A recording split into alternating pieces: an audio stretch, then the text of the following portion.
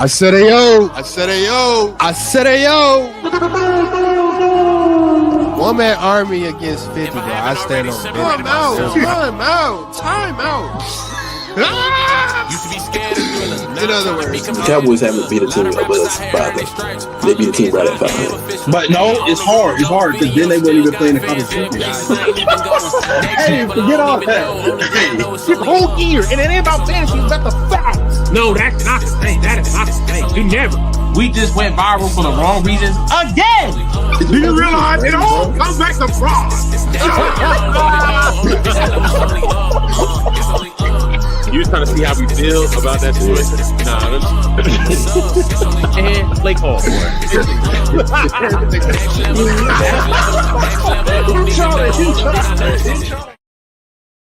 Said Ayoo. Yo. Yes, sir. Amen. Say, man. Tuesday, January 20th, 7:33 p.m. Just had to document that. Big word for him. We had a big weekend this week. We got my boy Jeremiah, Jerry, JP, whatever you want to call him, in the building to join us. We're gonna talk some football today. Let's just go ahead and start it off because, man, last night, Indiana Hoosiers. You know what I'm saying? They got the national championship over Miami.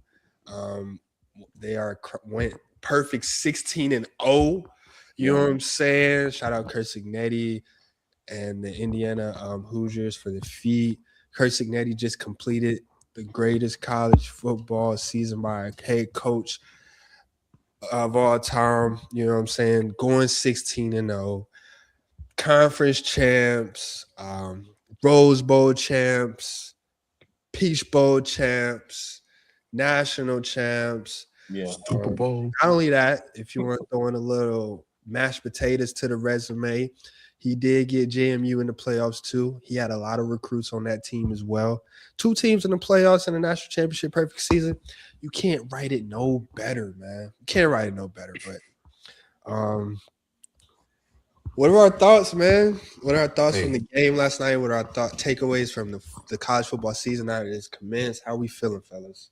You could add to that, and then your star quarterbacks from Miami didn't get an offer from Miami, played Miami in Miami, beat Miami, while his dad is in the Hall of Fame at Miami. Oh, and that's just.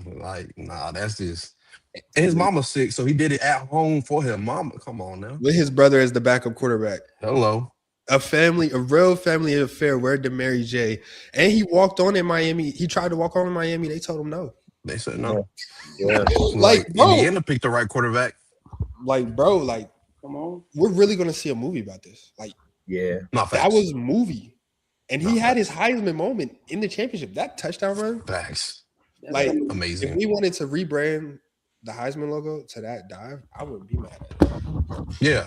I ain't gonna lie. That run is harder than Vince Young's. No, he broke off the tackle and had to dive into another tackle. He did, right? Let's just call it what it is. But Vince Young is vintage, but that run was better than Vince Young's. It is what it is. That's literally putting a team on your back, for real. Yeah.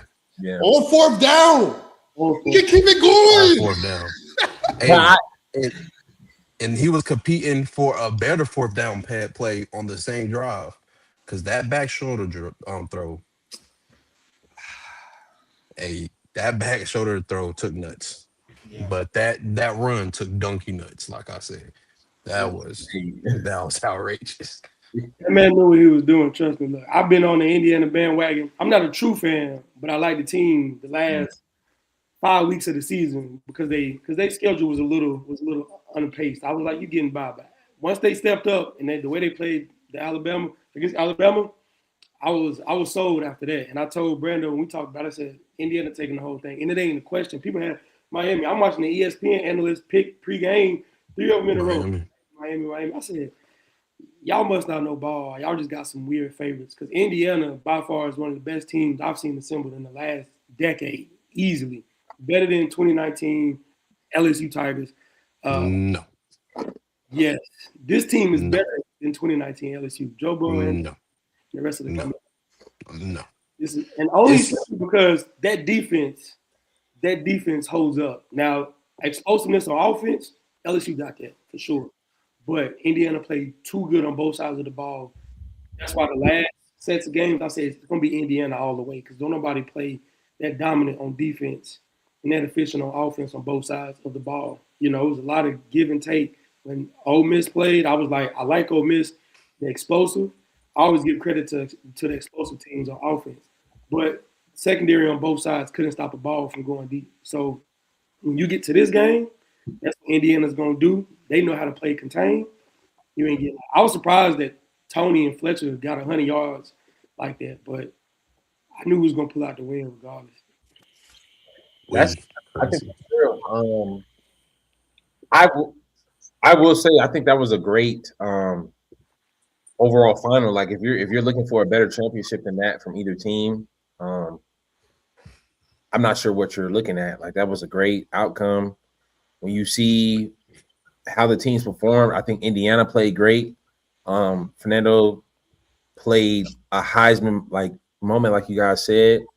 Um, he dang near played perfect. He also was banged up a little bit because Miami got to their identity as well. Like the pass rush that they've been banking on all year was there. Um, Indiana was still able to move the ball effectively, offense on the back shoulder phase and running the ball. Miami's offense also looked very well as like Mark Fletcher we talked about last week. Him having 100 yards plus 2 touchdowns, like there like nothing went wrong for either team. But Carson Beck throwing the pick is just the last like that's the last play of the game. Like somebody had to step up and make a play, and it just so happened for Indiana. So I think it was a great game overall. I don't have any complaints. I will say Miami's heel was Carson Beck throwing multiple picks in the losses. So for him to throw a pick at the last play of the game is just very unfortunate. But I think it was a great game overall, bro. I haven't seen a game like that in a long time. Yeah, And And and if he to threw the ball accurate, it was going to be a pick too, because the safety was right there. The safety was going to be right there. It was a pick either way. What yeah, was you going to say, Brenda? yeah, you're right. Like it was a bad read by Carson Beck. If anything, he should have just threw it, made it Yeah. untouchable. But to even sweeten up the Indiana storyline, if you look like maybe if you look at like if you had no television and you could only look at Indiana, what happened just by ESPN box score or whatever game log. When Mhm. you look at what Indiana, who they beat to get to this championship, ranked defending champions, Big Ohio State in the Big Ten championship. Mhm. Then they played Alabama, whopped them, most winningest team in the modern day SEC era. Then they played Oregon. A lot of talent Demolished. come out of this school. You know what I'm saying? They was most recently probably the head honcho of the Big Pac-12 before Long them time. went away. Then they played Miami, the OU. Now, obviously, this is not the U, but just off a name basis, if you was reading this and you didn't see no ball, you was like, "What do you mean they beat Miami, Oregon, Bama, Ohio State back to back to back?" You'd be like, "What? Yeah. What?" So, bro, crazy season, man. Kurt Signetti, and they did all of this with no 5 stars. It just this is literally they're literally gonna get a movie about this. This was a movie. It is. It is a few points I like to make. Now, go ahead. Yeah, Let's let's go back to the beginning where everybody had Miami winning. Like I said, my underdogs was Indiana due to the fact it's Indiana. Nobody respects the name. And that's really what it was. Because if you're an analyst, it's nothing on paper, nothing on film that really gave you the hope that Miami was going to beat this Indiana team. There's No, there's nothing you can lean towards. You can lean towards their pass rush.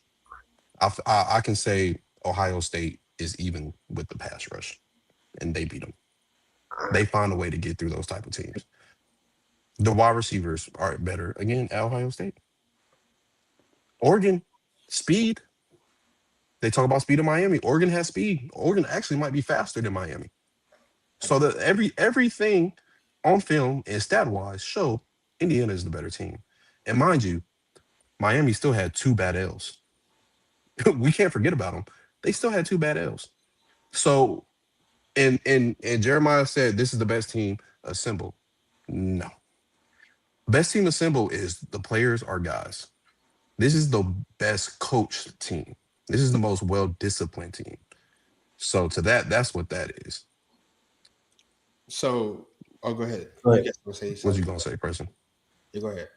I believe that I don't think that you saw that game as if like Miami had no chance because they were in the game the entire time. There was moments where Indiana executed better, like with the block on the punt. And then there were a couple of fourth down conversions that Miami couldn't get off the field on defense. But overall, like everybody played well. Like Carson Beck, until that interception, played a good game. Like Miami's offense, like we've never seen. I haven't seen a longer run from Mark Fletcher the entire season. Like they had better athletes on Miami's side. Yeah, every team that play Indiana damn near do. No, but like it wasn't like the team was far ahead of Indiana. Like I think I agree with you that they were way better coached. They're like that might be the best coach team I've seen. I'm agreeing with you on that. But what compensated for the disparity in coaching was that Miami had athletes and ball players that actually showed up. Like all of their players who needed to show up, like all of their key players actually like played a great game. So it's like it's just athletes versus coaching, or you could say young phenoms versus transfers. However you want to look at it, I think it shifts football for the years to come in college, from the way you recruit to the way you play, and also NIL, because freshmen might not see the field again.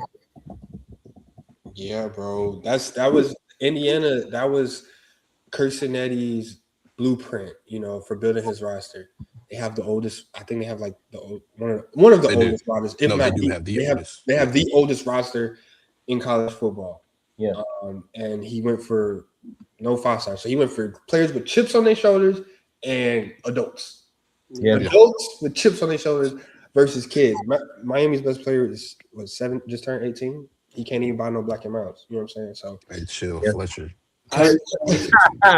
Coach Signetti, he obviously this is his formula, and now we're going to see how is college football going to adjust to this, because are they going to try? Because that's what sports is like. That's what sports has been about. You know what I'm saying?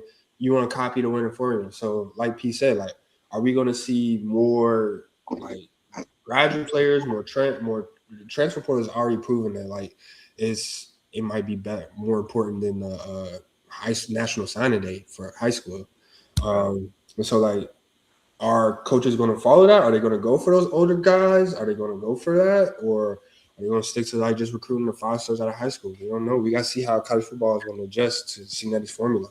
I ain't mad at it personally. I like it because like you gotta pick a side these days. The NIL teams like your Ohio States and all them with the most money spent get all these expensive players, and then you spend all that and you don't get to where you want to go, and it ends badly. You get blown up by a team that you will never look at, or you go the age They route. just won a championship. I mean, yeah, It doesn't work for Ohio State. Yeah, You gotta go like Oregon or something.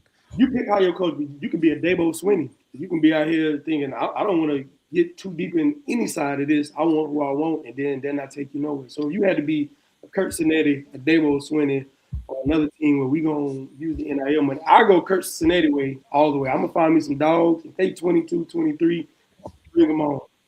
We're gonna use them versus blow all the NIL money and then we come up short. Because mind you, one of the greatest college football players of all time is a transfer from a junior college bounce back, Cam Newton. One of the greatest things I've ever seen, and he was old as dirt as well. And they snubbed him on the Hall He of Fame. wasn't that That's old. neither here nor there. Huh? He was what, 20? Because you gotta think he did 1 year at Florida, 1 year in junior college, 1 year at Auburn. He was like 20, 21. I think that's his point, or no? He said he's old as dirt. 18. I mean, like Malachi Tony is the most NFL ready guy that we saw yesterday, and he was 17 or 18. What did I say wrong? I mean, I'm pretty sure them DNs. I'll probably give it up to the DNs. No, we're they only only saying have that. one sack. Listen, they might have only had one sack as a team, but the 3. pressure they were putting, they had one sack, didn't they?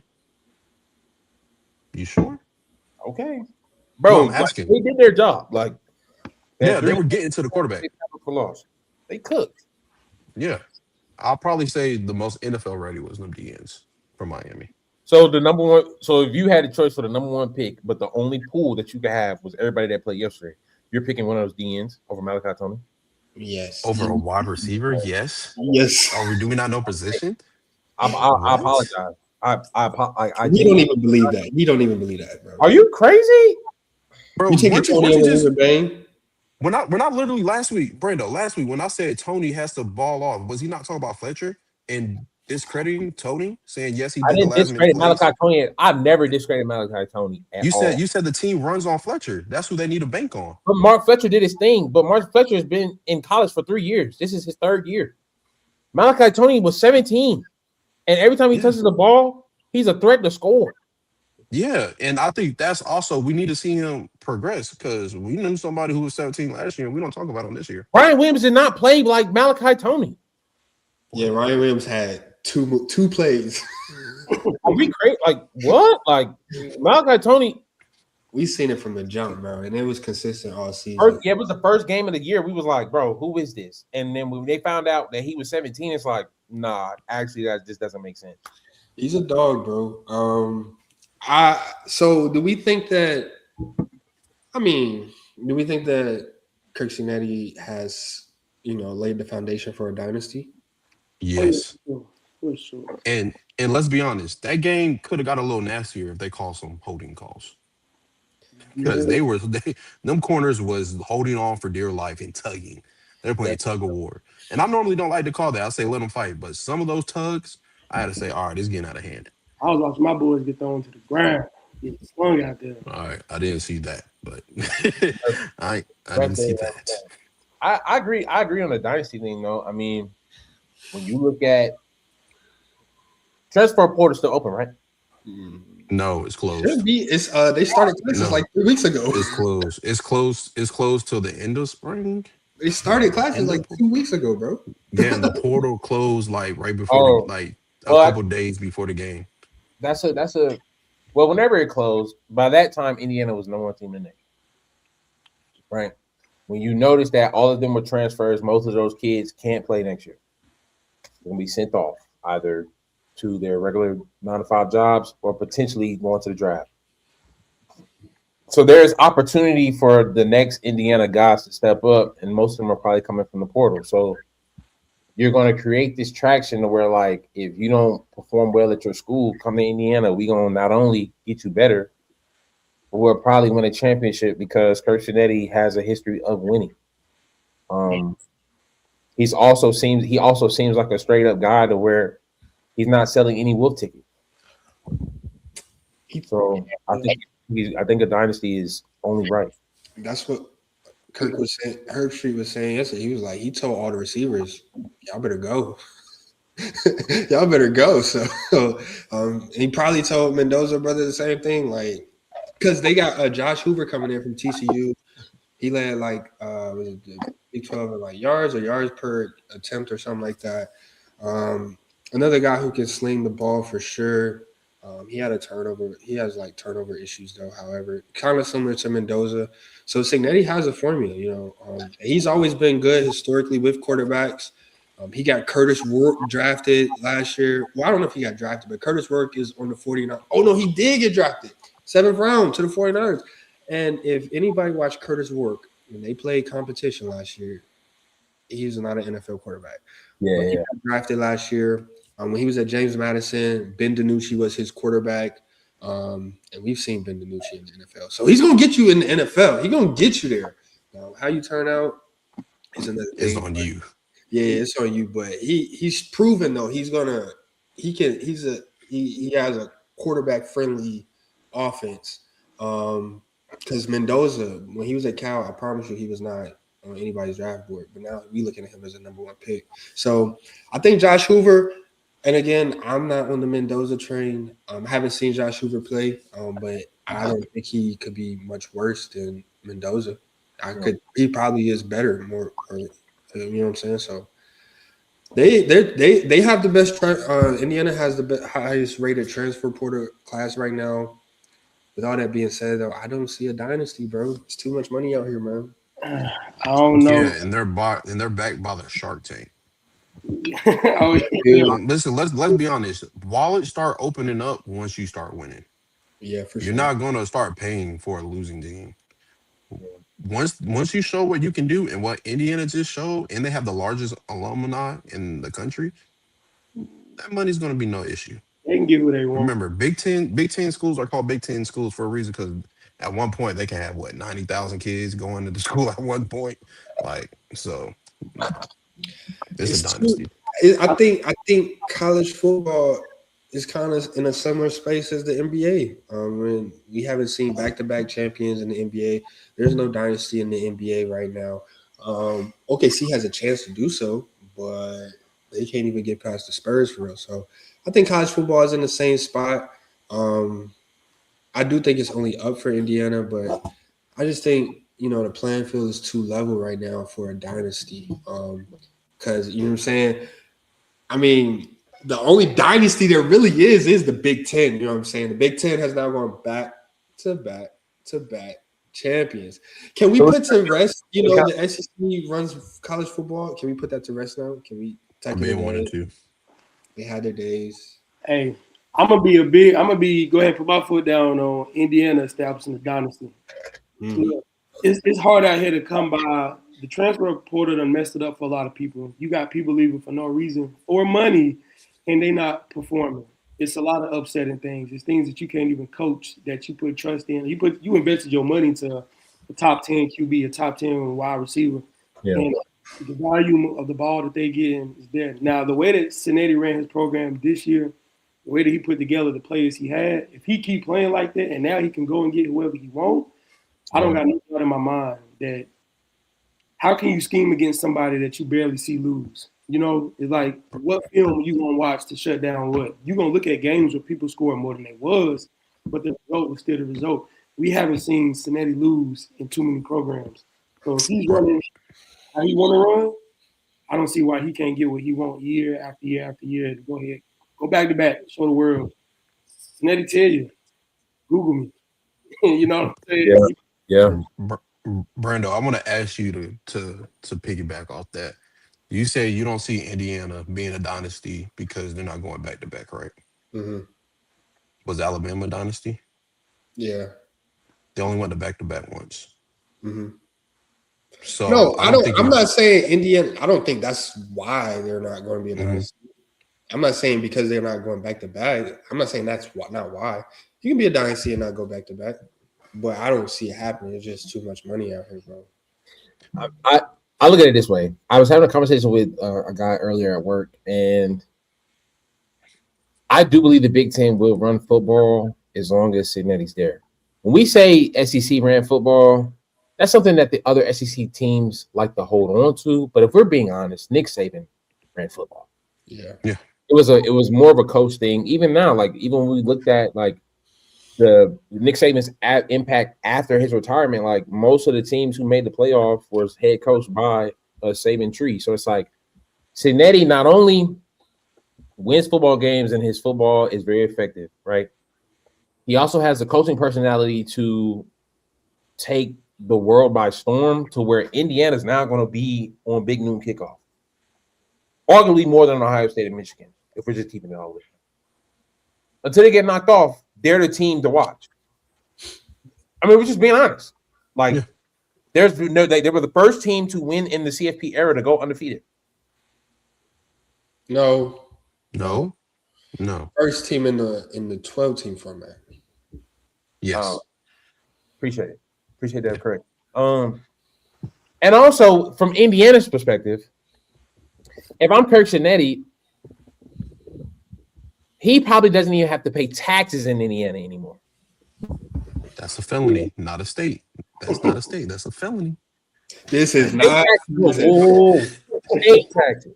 This is not tax There we advice. go. He probably You don't have to get pay. no. He probably state don't have to pay taxes. state taxes in Indiana no more. He probably don't got to pay for no dinner. Like he has the key to the city. Free everything. I didn't know Indiana had a football team until he showed up. And now they're the best football team in the world. He can create the same reputation that Saban and Bear Bryant did at Alabama, as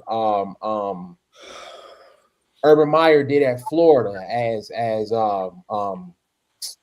Bobby Dow did at, I don't want to say Florida State. No, that could be wrong. That could be very, very wrong. Bobby Dow sound like Florida Tech. But anyway, he can be a household name forever in Indiana. And that's how dynasties start. It's all about the program that's established there in college, because the kids come and go. It's not necessarily about the players there, but if the coach is there and he's the best coach in the world as of right now, I think Kirby Smart can fight back next year, but we're gonna see.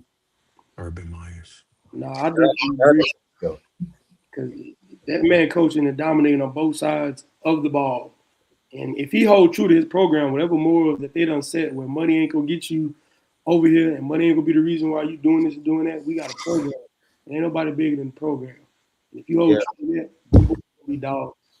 Because that's the type of stuff where you calling out flaws in practice, preseason. Like, hey, you giving up, or you think that your money will be the reason why you start? It's position competitions. We got two good receivers. Only one of y'all can be wide receiver number one. Make it happen in camp, and we'll come back and put y'all where y'all need to be. That's how I like to see it. I think situations like this and him going to Indiana and saying this, where I'm gonna plant my flag and build my own dynasty. I think it also sheds light on coaches like Lane Kiffin. Like, bro, you had it perfect. You had everything you wanted at Ole Miss, and you left to go to LSU. I don't view you the same. Like, it's just be a dog and make your own name, do your own thing. What was the point of you going to LSU from Ole Miss? And you got a lot more. You got a lot more life in college. It ain't like the NFL where coaches getting fired every year, every 2 years. You don't even make it through the end of your contract the majority of the time. You got tenure when you in the college. Kiffin and the rest of them boys, you got a lot of wiggle room to make some bad mistakes 2-3 years back to back to back. And then the city and the team, the owners, everybody still believe in you. Like, hey, you keep trying. So seeing Lane do that, and I know they'll probably take some cameras away from Colorado and start recording down in Indiana now, because Dion, I don't know what's going on over there, but we ain't going to get too much into that. But Don't need to. yeah, it changes now. So it got to be the culture of you supposed to be developing it. Now, granted, Cincinnati ain't developing young boys in this format that he's running. He's bringing in the best and who he like instead of bringing in high school talent and developing. So I don't really pick a coach in that aspect to where it's like I'm not going out here getting the best high schoolers, turning them into dogs, and we winning that way. I'm going to Well, get those JMU boys he got as yeah. freshmen and made them into, well, not made them, helped them develop into who they are now. Yeah. And all key pieces like Pond, he's from JMU. Got him as a freshman. Yeah. So he can develop those. He just wanted to bring those guys with him. So technically the transfers, but he developed them. Yeah, he just took the cream of the crop. You know what I'm saying? He obviously took the ones he liked. But nah, that's definitely Yeah, he real. recruited them. I think I think Signetti, like, he came at the perfect time. Like, college football has been yearning for another Nick Saban, and a lot of people have been looking to Kalen DeBoer to be that. But Signetti, as we mentioned earlier in the season, he picked a great place in Indiana to do that. Definitely called, he's like, there's no need for him to move south. Like, do your own thing in Indiana. And that's just what he's going to do. I think in college, like you said, like we've talked about, NIL, money, woo, woo, woo, it's hard to coach the players. And Signetti definitely he's bigger than the program. You know, not a lot, there's a lot of schools where the players are bigger than the program, but the program, long as Signetti is bigger than the program, you know, they're set up for success. And I can see the potential in them having a dynasty, but I'm not banking on it. You know, I'm not going to bank on it. So Respect. I think it's there. Like I say, if Ohio State or Bama would have won, we'd have threw our hands up and everybody was like, oh, well, that's what you expect. That's what you paid for them. You got the players you wanted. Your 5-star recruit class was number 1 and number 2 in the country. You got everybody you wanted. This is what we expect from the NIL version of college football. Those who go out there and spend that money to win it. Yeah. Nobody had Indiana name in their mouth at all prior to this season start. Even after their first 5-6 wins going undefeated, nobody was saying anything about Indiana. yeah. And they came through, wrecked the whole conference, wrecked every game they played, dominated, and you don't hear a whisper about money spent. It's about, well, they recruit class. No 5 stars. I think 3, 4 stars. Everybody else is below that. Yeah. These boys, and they were complaining, the age. He had to find a way to win, and it worked. Like I say, it's hard to scheme against a person you rarely see lose. I want to see somebody stop Indiana, but not in the I hate Indiana way. I want to see somebody out coach what I've seen, like best team in the last 10 years. That's like I need to see it out coach. Prove me wrong. Now let's not forget, like, yeah, they had a dominant season, but there were some times where they were vulnerable throughout the season. You know what I'm saying? Like, they are definitely beatable. This system is beatable. Let's not act like 16-0 they did. Yeah. But there was definitely some chinks in the armor. You know what I'm saying? Like Seven Bill said last week, if it wasn't for a shank kick on the 10-yard line, we might be having a different conversation. If it wasn't for Carson Beck being Carson Beck at the Carson Beck's time, we might be having a different conversation. If it wasn't for I don't even remember the wide receiver, but let's not remember that crazy catch we got against Penn State, where we saw probably the best catch of the season in the back of the end zone for the game winner. Yeah. So against a Penn State team that had no coach.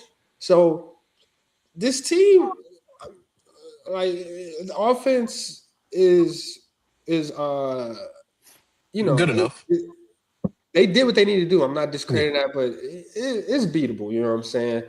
I think Miami was in position. They just didn't play football in the first half of the game. And then also you had if you teach your corners, just how to guard a back shoulder ball, that would put you in great position. It's kind of hard. I know it's very hard. It's probably like damn near impossible because they can low key push off. You If you can push off on the back shoulder, you can't recover. Speaking of push off, now we'll get there. Nah, but I feel like Brando Preston. I feel like y'all being too nice because he said something very idiotic, something very me crazy. Who said no, Jeremiah? He says the best team he's seen in 10 years. Like, and y'all just letting that slide. Like, y'all just quiet. But like 2018 Clemson don't exist. The 2018 Clemson team will smack that ass so bad. And then that 2019 Bama will smack that ass so bad. But I'll say this. Like, if we're talking like roster and player talent, of course not. And you could say that about anybody they played. If you look at their roster. Yeah, like I don't think they were better than the Miami team on paper. No. But like I don't think I have seen a team be effective the entire game. Like they were effective the entire game. They forced a turnover on defense to seal the game. The offensive scored with drives, and special teams scored as well. Like I don't remember teams that was like all around special to the point where it's like. And then the quarterback is the Heisman.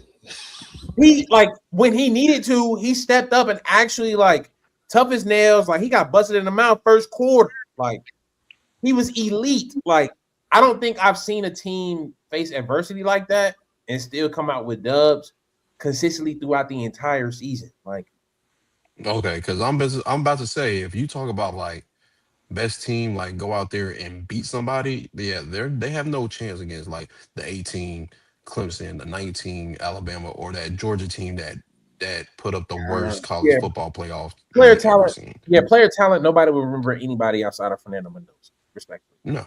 Yeah.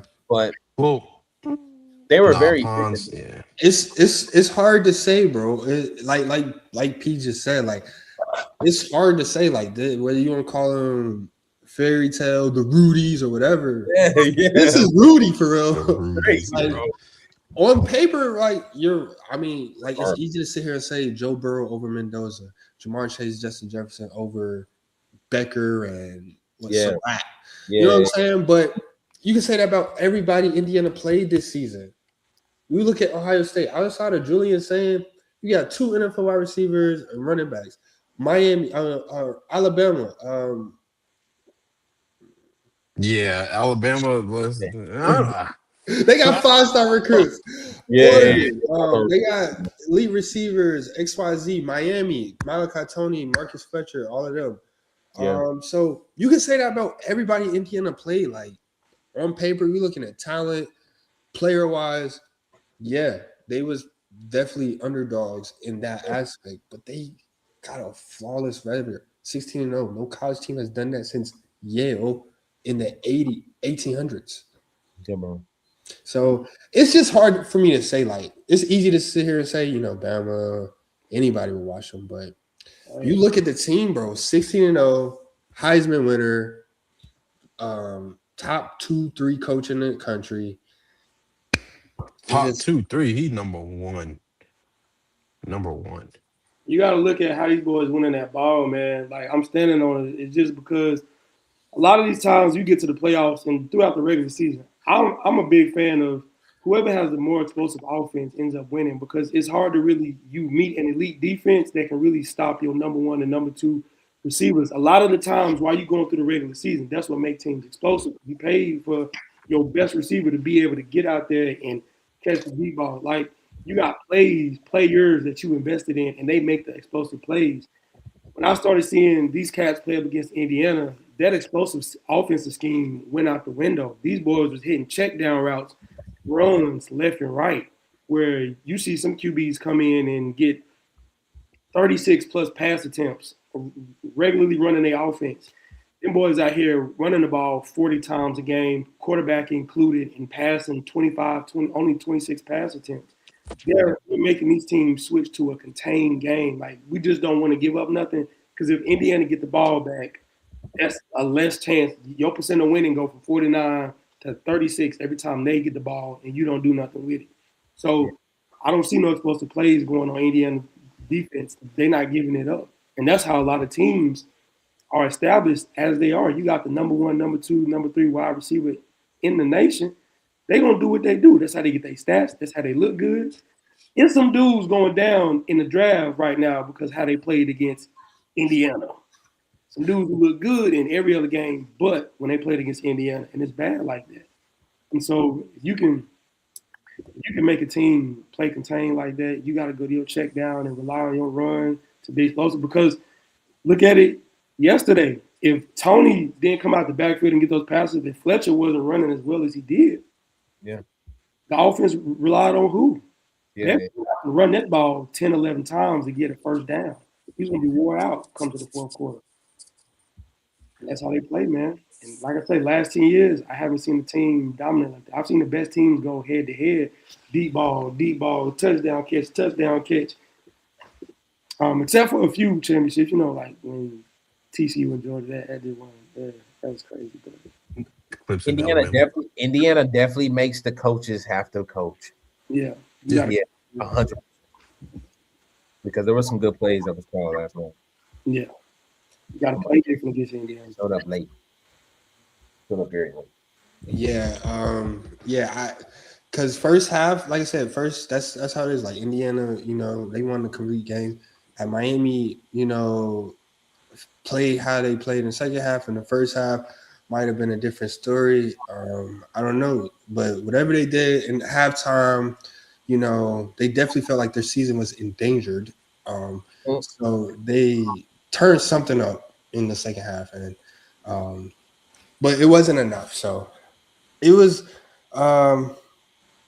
Kirkson is gonna make people coach moving forward, which is good ball. How we feel about, you know what I'm saying? Fernando Mendoza. I'm pretty sure Tom Brady was at the game yesterday. Probably secured himself as the #1 pick for Las Vegas Raiders last night.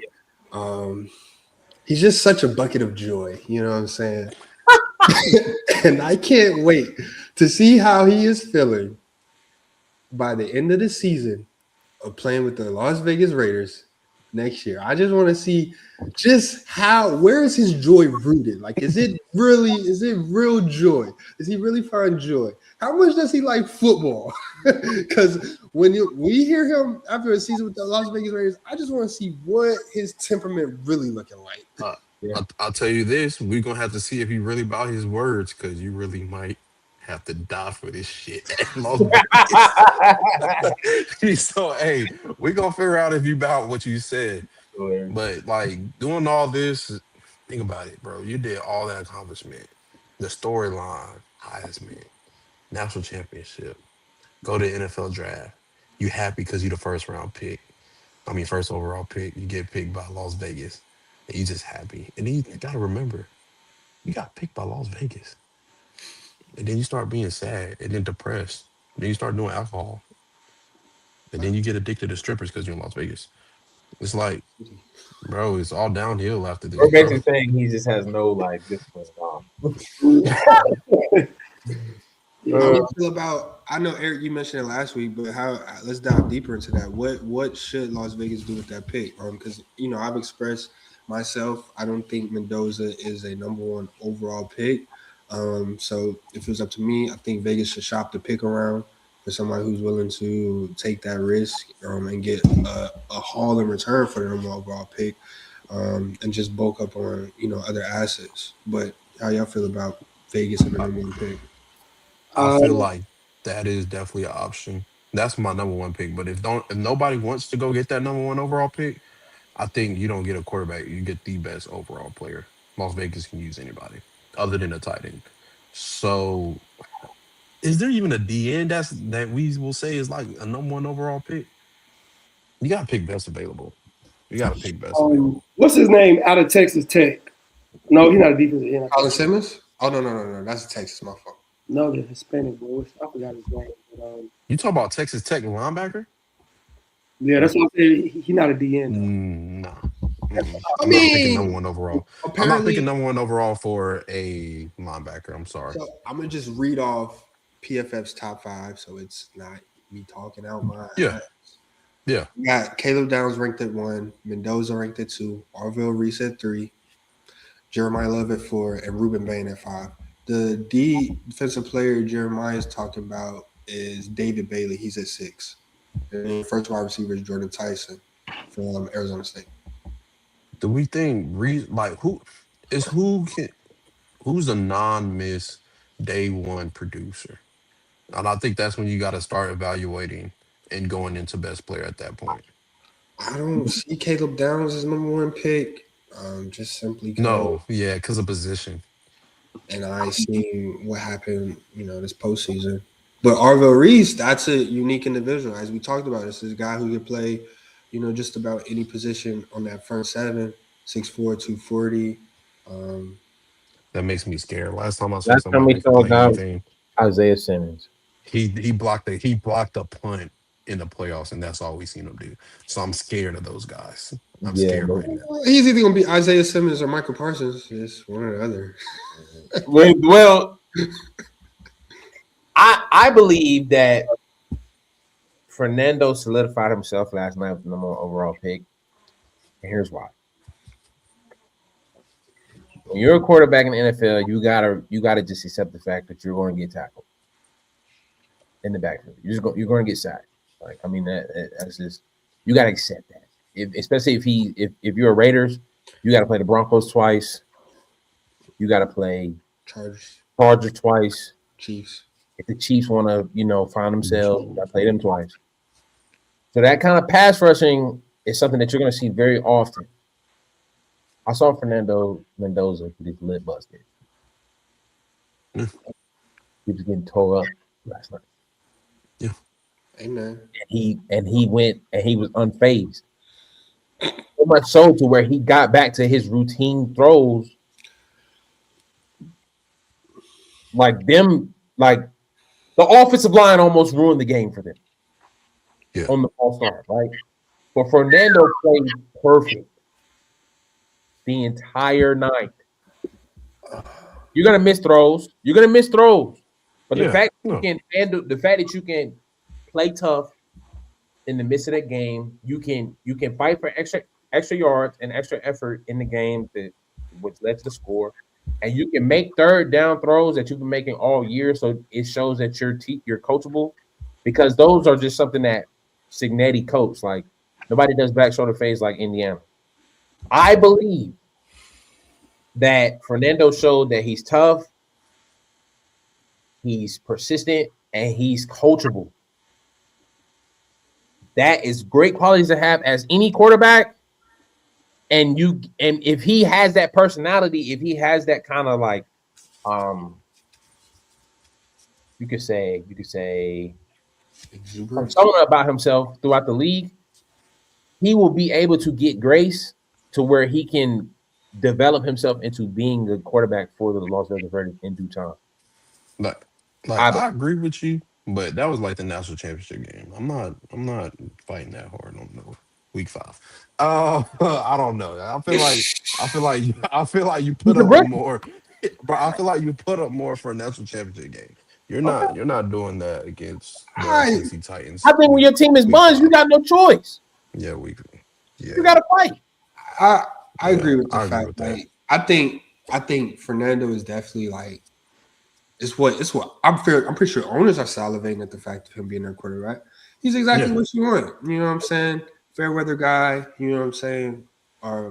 You know, he's clearly has upstanding character, to the point where they're asking him, "Why did you cuss?" You feel me? And you know, Yeah. he's definitely going to be a guy that can rally a locker room. You know, I don't know how that's going to bode. You know, with other grown men who's making more money than him, but we'll see how it goes. But he's definitely a guy that can lead a team. Guy, what's the word? Rally a team, lead the guys. And I'm pretty sure owners are definitely like, you know, salivating him. I just think he's going to be a project. I think it's going to be a time, especially if we go to the Raiders. There's nothing there but Ashton Genty. And we see Ashton.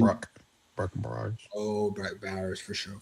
Bowers. Yeah. Hey, that's a nice little for sure. A little three-piece line. They just got worried about getting the offensive line after that. So, I mean, honestly, if you go Fernando and just bulk up your O-line, I think that's the start for the Vegas Raiders. But yeah, he's definitely a guy that I'm pretty sure owners would love to have. You know, he's not going to cause them no problems. You know, And you they can don't got to worry upgrade about your him wearing line grills on the sideline. They worry about him tatting up his arms. You wild boys. Nah, He's not. He'll be fine in Cincy. For sure, I think so. So it's very interesting, man. I also would like to point out the fact he didn't throw for over 200 yards in the postseason run, but nonetheless, project. Like I said, project. We call around to that because we got to get to professional ball, man. Very eventful weekend. We got 4 teams left. 4 of us. Let's just go ahead and rank the last 4. Did we rank the teams last week? We did. Yeah, we did. All right, well, let's rank the 4 teams. Let's see, you go Bears, Panthers. So 7, you go first. Eric, you go second. Jeremiah go third, and I'll go last. Pathetic. Number 1 team, Seattle Seahawks. Oh, Yep. wow, we get to go. Seahawks. I agree with that. Number 2 team, give me the Patriots. Yeah. And it's number 3, Rams for sure. And that leaves the Broncos at last. Number 1 seed Broncos at 4, man. How did we get here? Let's go ahead and just, we're gonna start from the back and work our way up. First game up, that was The Broncos and Rams. Bills and Broncos. Controversial game, some may say. Broncos get it done in overtime, man. Apparently, Bo Nix had a broken ankle, still got the job done. Josh Allen had a broken spirit, couldn't really do much with that. But how we feel about that game, man? What do we see? Josh Allen had about four or five turnovers. Yeah. Still put up 30 points, got the team in the overtime, Yeah. That game pissed me off. That game And I, pissed me off, bro. I think that stat line, right there proves why we have Denver last in the rankings. Because why is the game that close? You got 5 turnovers. Yeah, bro. Yeah. That was bad ball. It pissed me off because I had Bills winning. Now, outside of the refs withholding calls, I think Josh Allen had some gambling debt he had to pay off because never in my days have I seen nobody lose a ball the way he was losing that ball. I'm talking about, man, he turned around, arm open like he about to bowl. Yeah. Why are you carrying it like that? That's Yeah. not a ball. He runs the ball efficiently. He runs the ball. That is a He picked. you know you ain't supposed to hold that ball like that. He got gambling debt. He had to pay it back before he got killed. It's not gambling debt. He picked family over football. His wife is ovulating this week, so he had to try for a kid. That's what it was. Now, I'll make why sure. do you know that? The reach. Yeah, that's Why do I know what? The word ovulating? No, why do you know she's ovulating this week? That man been a fan. The she's a Capricorn and the moon is not. Oh no. Nope. Let me get some water. Nope. Open Google right now. Nah, man. But bro, how do you get 5 turnovers and you still damn near lose the game? Like, bro, that's bad ball, bro. It's like that defense was. Broncos is a terrible team, bro. I'm gonna say they're terrible. No, the offense is terrible. Like, bro, you got a lot of penalties. Ain't they the most penalized team in the NFL on offense? Yes, they are. No defense for sure because Miller Moss is the most penalized player. He is. They're the most penalized team in the NFL. So I'm like, yeah, your defense is great, but it's like you can if you're not disciplined in football, you're not going anywhere. You can only go but so far. The defense definitely bailed them out, as we mentioned. That's how the Broncos was going to win. I was watching the game with Jerry, and I told him like when they came out of the half, they first got that fumble out of the half. The score was 17-10, I think. It was 17-10 and it became 20-10 before that. It came 20-10. I was like that I thought that drive was going to lose them the game because they got the ball right there outside the red zone, and they went 3 and out because Sean Payton's calling shovel options on 3rd and 4. Yeah, I can tell you why. What's wrong with the offense? Sean Payton's play calling is so conservative. It's like he don't believe in Bo Nix or something. I don't know, but that play calling is so conservative. When they went 3 and out right there, they had a chance to go 3 touchdowns, 3 squares, but they only went up 10. I was like, yeah, it's plenty time left for Josh Allen to do what it do. And he did, got him in the overtime. But that drive that one drive going 3 and out right outside your red zone, fresh out of the half, it just maximized, like it showed like what is wrong with their offense. Like it's just too conservative. It's either too conservative or Sean Payton doesn't believe in Bo Nix. And that's why Buffalo was able to come back. That's why Broncos only put up 30 points in regulation off of 5 turnovers. Yeah. I before I share any thoughts, I would just like to read a scripture. Romans 5:8 says, "But God shows His love for us, in that while we were still sinners, Go. Christ died for us." Gosh, bro, it's okay, man. We're all sinners. You know what I mean? We're all sinners. That boy seeing the ghost of Michael B. Jordan out there. Yeah, bro. Something is up. I'm telling you, like he ain't seen the sun. Yes, like, something is up with bro.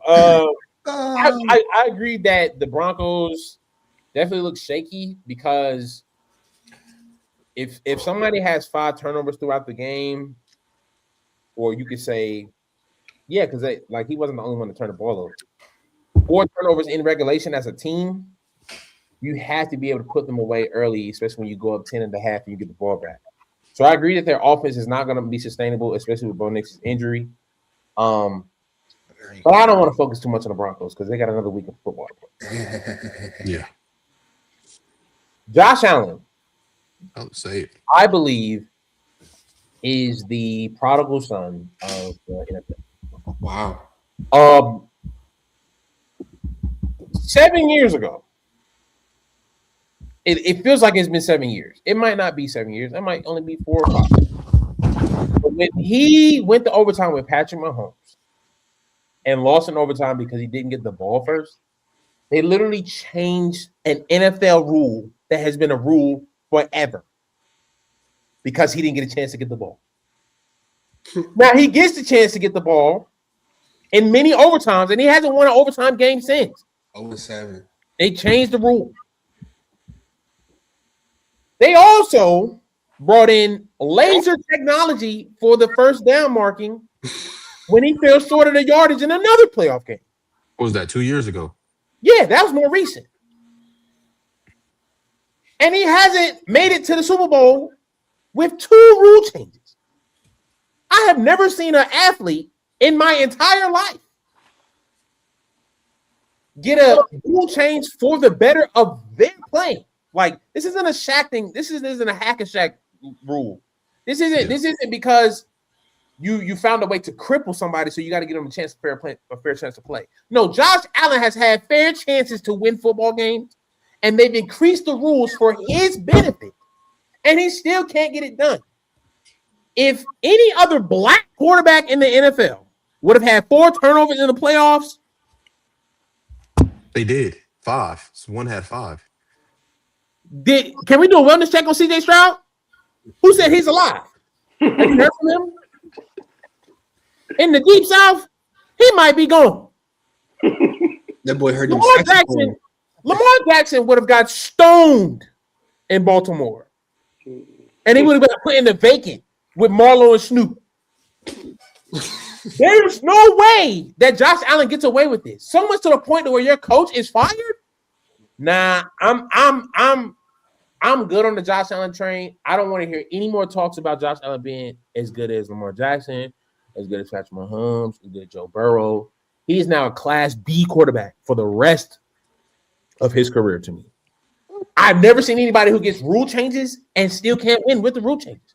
You got the overtime that you wanted, and you still throw a pickle. That's horrible. That's horrible. And you lost a man's job in this economy. Yeah, no cap. You almost worse than the president. You're awful. You know what I'm saying? Like, Yeah. oh, bro. Go ahead. I would like to say this. We know how quarterbacks not performing in the playoffs. Is he on Justin Herbert level? No, because he at least got dubs under his belt. Justin Herbert, you're a trash. All right. Josh Allen. I don't know. Yes, he got some rule changes for him, but this was the first time I ever seen him perform horribly in a playoff game. The first time ever. So I think he's in the same tier still as Lamar Jackson. No, because this is different. You want to know why this year's different and what makes it worse? He was playing Bo Nix.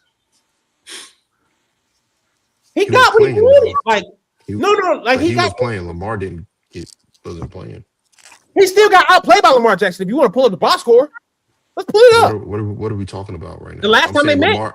I'm saying Lamar Jackson is actually playing right now. My bad. I'm saying Josh Allen is actually playing right now. No, but the last time that Lamar Jackson was in the playoffs, he lost to Josh Allen, which you're bringing his name up because, you got to bring up a black quarterback when somebody plays like that. When Josh Allen plays bad, another black quarterback got to be brought up just to see that he hasn't performed as well. Why do we make Josh Allen like a tier of his own? I brought up his name to be no longer compared. You brought up his name. I'm saying whatever they say, how bad they talk about Lamar Jackson, they need to talk about Josh Allen like they're on the same level. No. Josh Allen needs to be tied to a rope at the top of the stage and get tomatoes thrown at him. Tomatoes. He was in a playoffs when he was the best quarterback in the playoff. Reigning MVP. He was playing against people who had their first playoff appearance, if not Nobody expected them to win. Nobody had the Jaguars in the Super Bowl outside of Duval. Nobody. He didn't play nobody with the first Super playoff Bo experience Nix. We're counting. We're counting. last year. Bernice, that was his first playoff win. I'm saying we're He counting. didn't win last year. They lost that first round. They made it last year? Yeah, we're counting Did that. they not? We're counting that. Oh, my fault. My fault. We're counting it. I don't count that. You said experience. What? They would've- just corrected you. Josh Allen would have either played Drake May or CJ Stroud. And you've seen how CJ Stroud has been playing. Yeah. Like, I pray Jerry Flowers delivers him from the Bulls. But Like I ain't gonna lie. I seen the way they attack CJ, and they're not attacking Josh. Like the It's same way you're attacking CJ, you need to attack got Josh Allen. to. Josh Allen has, like I said, same level. Josh Allen has not done nothing. He hasn't won an AFC championship. He has done nothing but won a MVP. I agree. And if we're being honest, the MVP last year did not belong to him. No, just like the year before that, I was arguing he should have won that one instead. No, the argument was not for Josh Allen. It wasn't for Josh Allen. He still wasn't the best quarterback that year. It just didn't go to him. Lamar Jackson had the highest passer rating in history. Lamar Jackson is more impactful in my book, in my Black history, more than Martin Luther King. Oh my God. I need Lamar Jackson day off. Facts. Facts. And the fact that Josh Allen gets all this love in Buffalo, no cap. I mean, we can talk about it later, or I can say it on the pod. I can say it on the pod if you want me to. But Lamar Jackson is up there with Frederick Douglass. Broncos lost to the Bills last year in the playoffs. I don't care, bro. I'm not counting that. Bro. You're not counting Josh Allen, or I'm not counting Bo Nix's. He talking about Bo Nix's playoff experience. Oh, If anybody expected the Broncos to do anything last year, watch out. okay. Watch all the way out. But yeah, Josh Allen has definitely escaped by, and they blame it on the coach, scapegoating the coach. I think that's weak, especially when this report is coming out saying that, Sean McDermott was like, this team sucks. We need more talent. I mean, that's a coach who's being real and honest, and that is the honest answer. Like, that Bills team was not built for much. But I do think you're going to figure out, just like Tomlin, you're going to figure out getting rid of that coach is not best for the team. You might see a decline. Because who else is out there? I think McDermott's been successful. What you say, Jeremiah? Couldn't hear you. It's definitely gonna be a big decline. It's about to be fingers pointed at everybody. I got a finger to point at everybody but the tight ends. The tight ends done brought Buffalo through this whole season. Keon Coleman, I didn't understand where all this hate's coming from. I wasn't looking at the games like that. But this last game, I understood. Oh, okay, yeah. That boy back a year. Send him back to college real quick. The rest of them folks, Josh Allen, bro, he shed them tears trying to bring some sympathy with him. I'm like, nah, you can't get that out of me, man. Oh, good, bro. I saw you play like that, and this is what you expected. This is what y'all schemed up.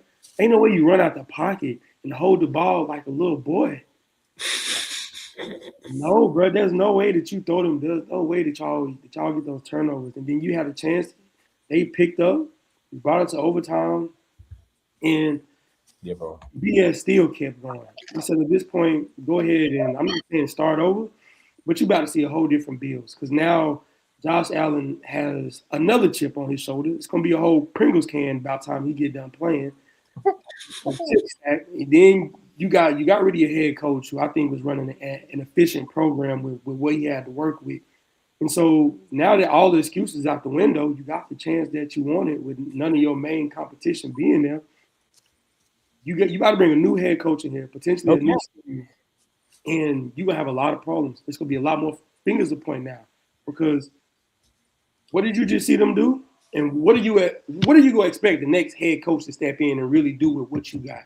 If nothing changes, what is his goal? Because McDermott did everything. He did everything.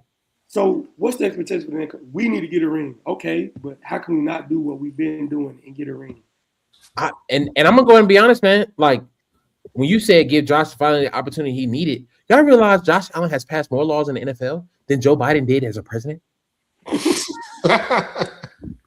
Watch out, gang. I'm genuinely because Joe Biden did nothing. Let's just we're not political here, but he did nothing. He delayed my student loans. I mean, That was Stevie though. if you want to talk numbers, Ain't nobody did. It's like my thing is I've never seen a quarterback get catered to. Like even when Brady was a quarterback, like yeah, the tuck rule was a thing, but that was a controversial call anyway. Like damn if you do, damn if you don't. Either way, that call was going like either way that was going to change history because we've never seen a call like that. The deflate gate, they got caught cheating. Like Brady has gotten his fair share of the rough side too. Like Brady done got roughed up. Like I ain't never seen nobody change the game. Like you changed overtime. That was something that the whole world knew. Like first person to score win. Like because you didn't win in the regulation. And my thing is he gets an opportunity to do it in the playoff, and he throws a Stevie. Those are absolute Stevie. Like, and it's a controversial catch, but he didn't survive the ground. So I don't even know why we debating it for real. This is what I want for Sean McDermott. There's a coaching position open. talk about it. What are you shocked about? No, I'm looking at who the Pittsburgh Steelers are interviewing, but we'll carry on. Who? Oh, Then McDermott to Miami. At the top of the list, maybe it's alphabetical order, but somehow Ejiro Evero is getting an interview with them. who's that? Yeah, that's our defensive coordinator. He interviewed with Atlanta too. He need to get the fuck up out of here. Okay, That's what okay. need to happen. I want Sean McDermott to go to Baltimore. Of course. He's a defense. If he's not a defensive minded guy, I thought he was. I could be wrong, but he's Because he came.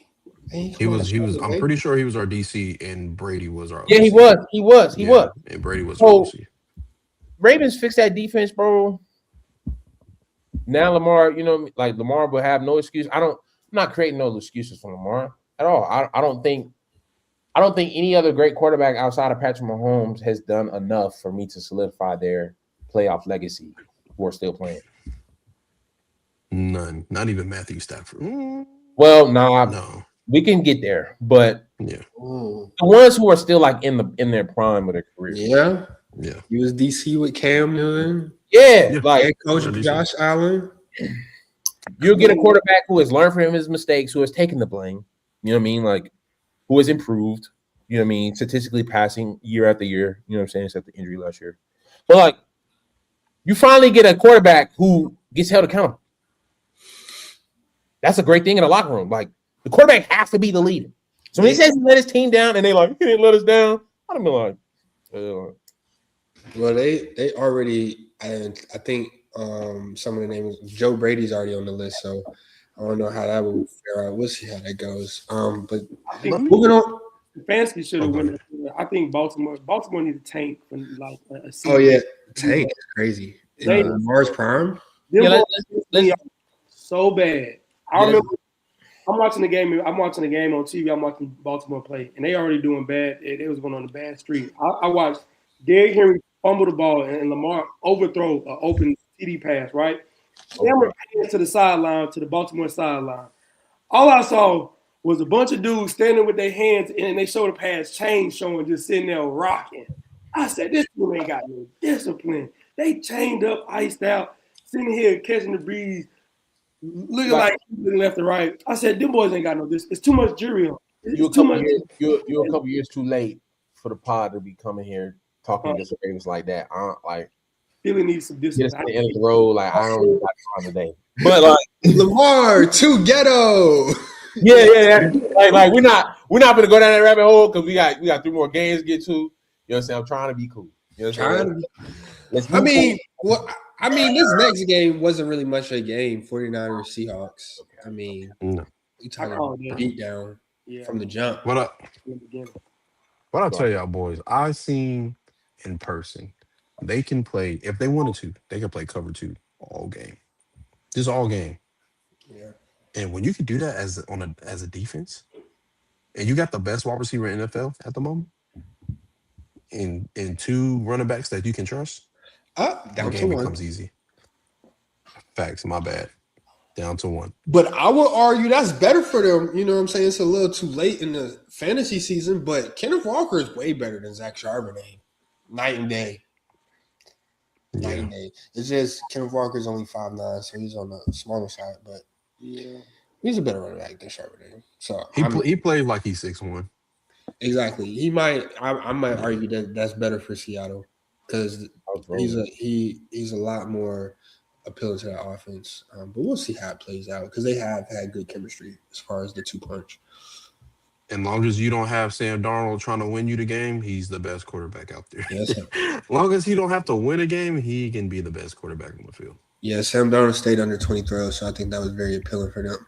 49ers, we just ran out of gas. You know, the injuries caught up. And it is what it is. Oh, before we go, I forgot. Bills, what can they do to improve next season? Hold Josh Allen accountable. Jeremiah, you want to go next? Genuine. Catch passes and just run and clean the offense in general. Tighten it up. It's too much being spread out. Like I saw too many plays where it was dependent on one pass and one catch, and them boys outside of some explosive plays that Khalil was out there catching, he put it in Dalton Knox's hands. I saw some greatness, but if it went to anybody else, you didn't know what was happening. I saw they had to rely on Josh Allen's legs, and it worked all the way up until that point. And just clean it up. Find some reliable people that you can see keeping you and moving you up the field, game in and game out. And if quarterback sneaking is gonna be your game plan, use it more. I don't want to see him forced out to run because the pocket collapsing and he do some little kid stuff like that. If you're gonna run a power draw, run it. You know what I'm saying? Just clean up and keep the offense put together and well kept. You know, we don't need to do all the extra stuff. Like that when I need you, I don't want you on my team. Yeah. And if I don't got trust in my receivers, we get to the playoffs, I don't want you starting. Just keep it clean and get some people you can rely on. That's it. You know. I got 2 things. One, you gotta hope like players get back healthy, like you're all pro Damar Hamlin, like make sure he's good. And off IR. All right. And then the next thing, it's not just a Buffalo thing. It's like it's a lot of teams.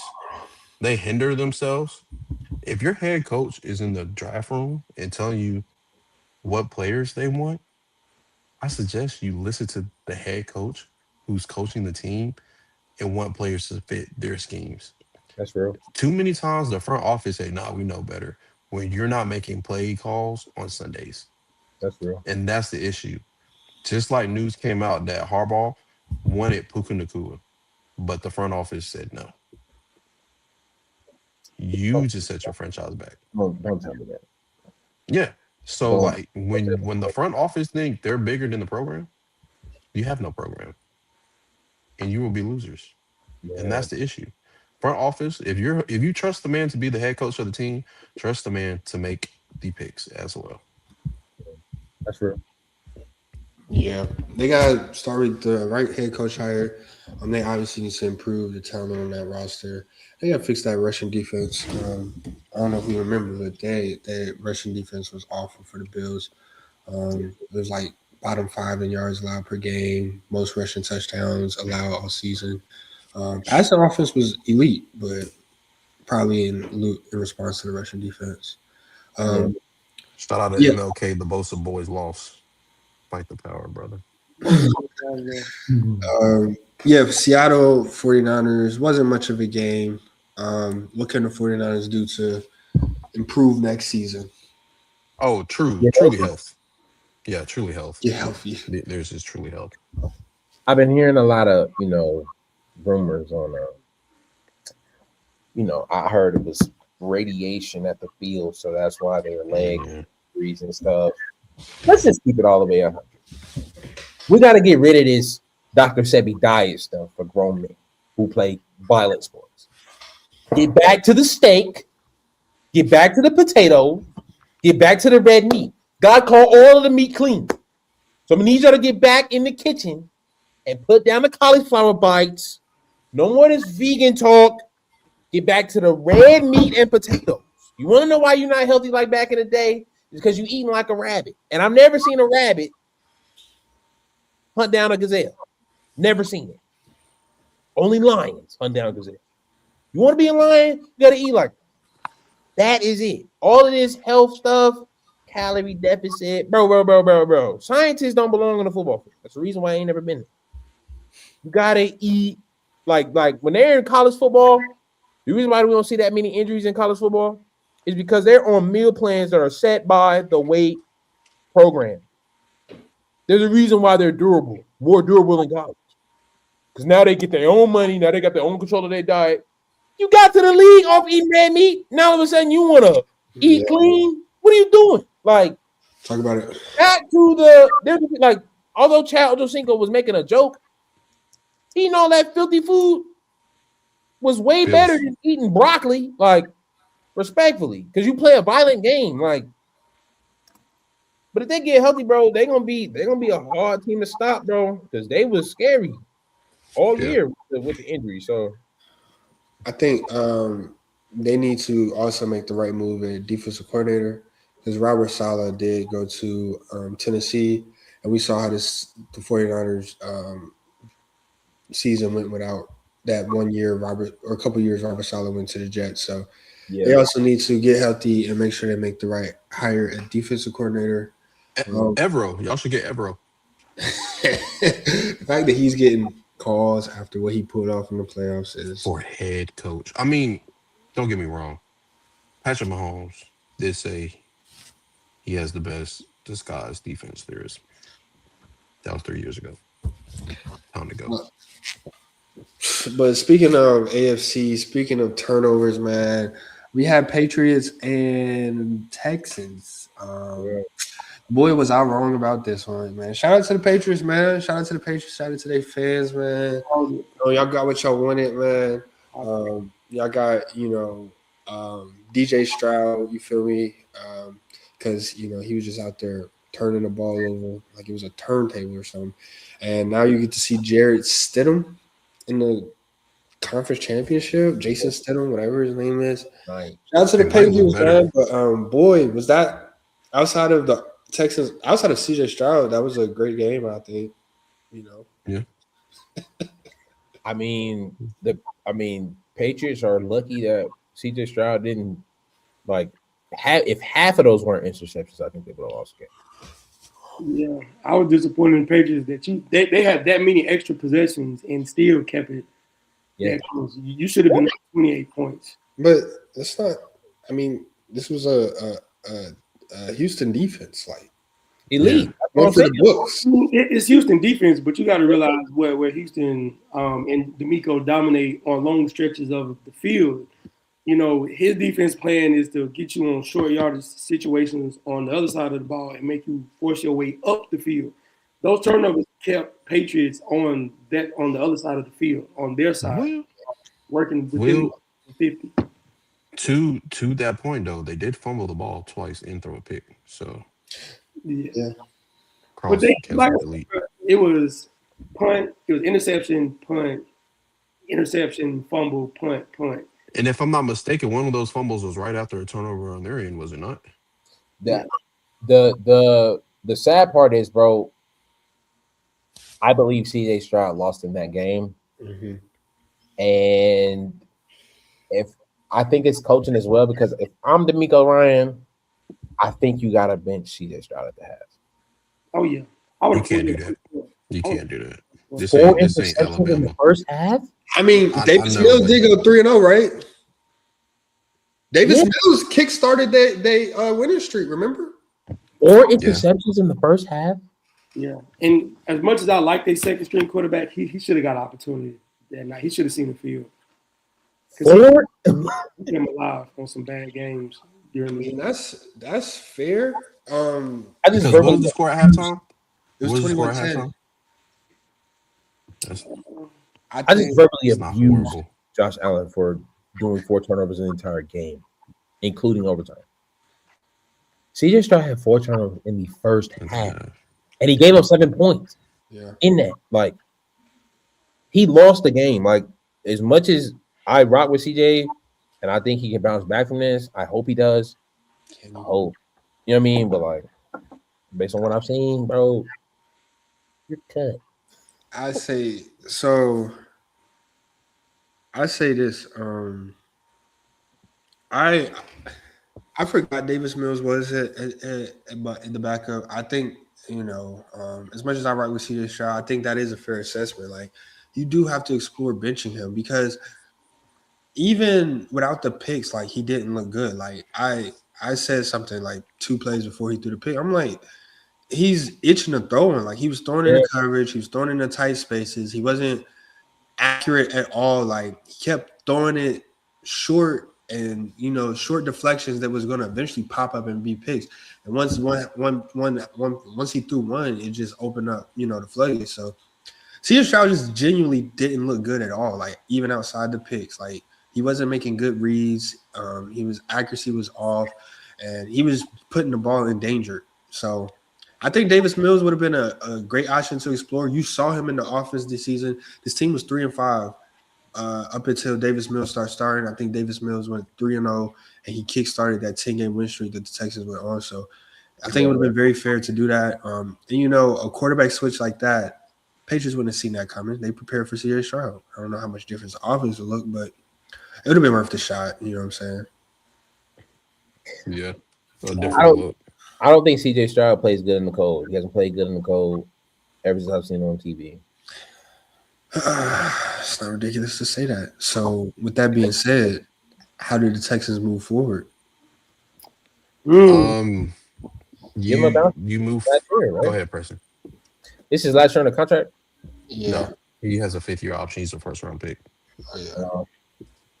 I think you give him an opportunity to show himself next year because I don't think you just get rid of him now, but after next year, bro, if it gets worse, you gotta look at other options. Yeah. I give him, you got like the first 3-4 games of the season to come out and prove that last year wasn't a statement to hold against you. That was like, you got an excuse for my first time here, or used to it. The lights were too bright. Okay, cool. You got a chance to say that once, but don't do it again. I give you a stretch of 3, 4, 5 games going to the next season, depending on the strength of schedule. If you don't perform in these dominant games, especially like division games where we need to win, if he shows any lack or any downward development after this game, go ahead and get the next man up. Because everybody else played well. You were already out of your top receiver, so you already had a bad hand to who to get the ball to. Yeah. So if you get your weapons back, if you get your weapons back, you got your tight ends, you got your top 2 receivers, you ready to go. I expect you to play like we expect you to play in the beginning. But you get your people back and you start pooping the bucket. First 3 games, we lose our division games. Yeah. We go ahead and get the next man up in there. You got to go. I'll tell you it's 4 things. 1, whatever Hunter contract is, you extend it 2 more years. 2, whatever you were going to pay CJ Stroud, be like, psych, go to Will Anderson and give him that contract. Thing number 3, you have to improve that O-line. That is your weakest point of your whole football team, is your O-line. Yeah. And point number 4, you got to get healthy. For Tank Dell, my boy from Michigan, and Schultz all be healthy. The offense looks better. And that's all you got to do. Fix your O-line and extend. That's all you have to do. You have everybody there. You have everybody in-house. Yeah. Yeah. And if CJ Stroud can't perform with that, then I agree. You start, damn, maybe we should have got Bryce. Oh, you couldn't be first overall. But damn, maybe it's other people, we can look at. You know what I mean? Yeah. Yeah, it definitely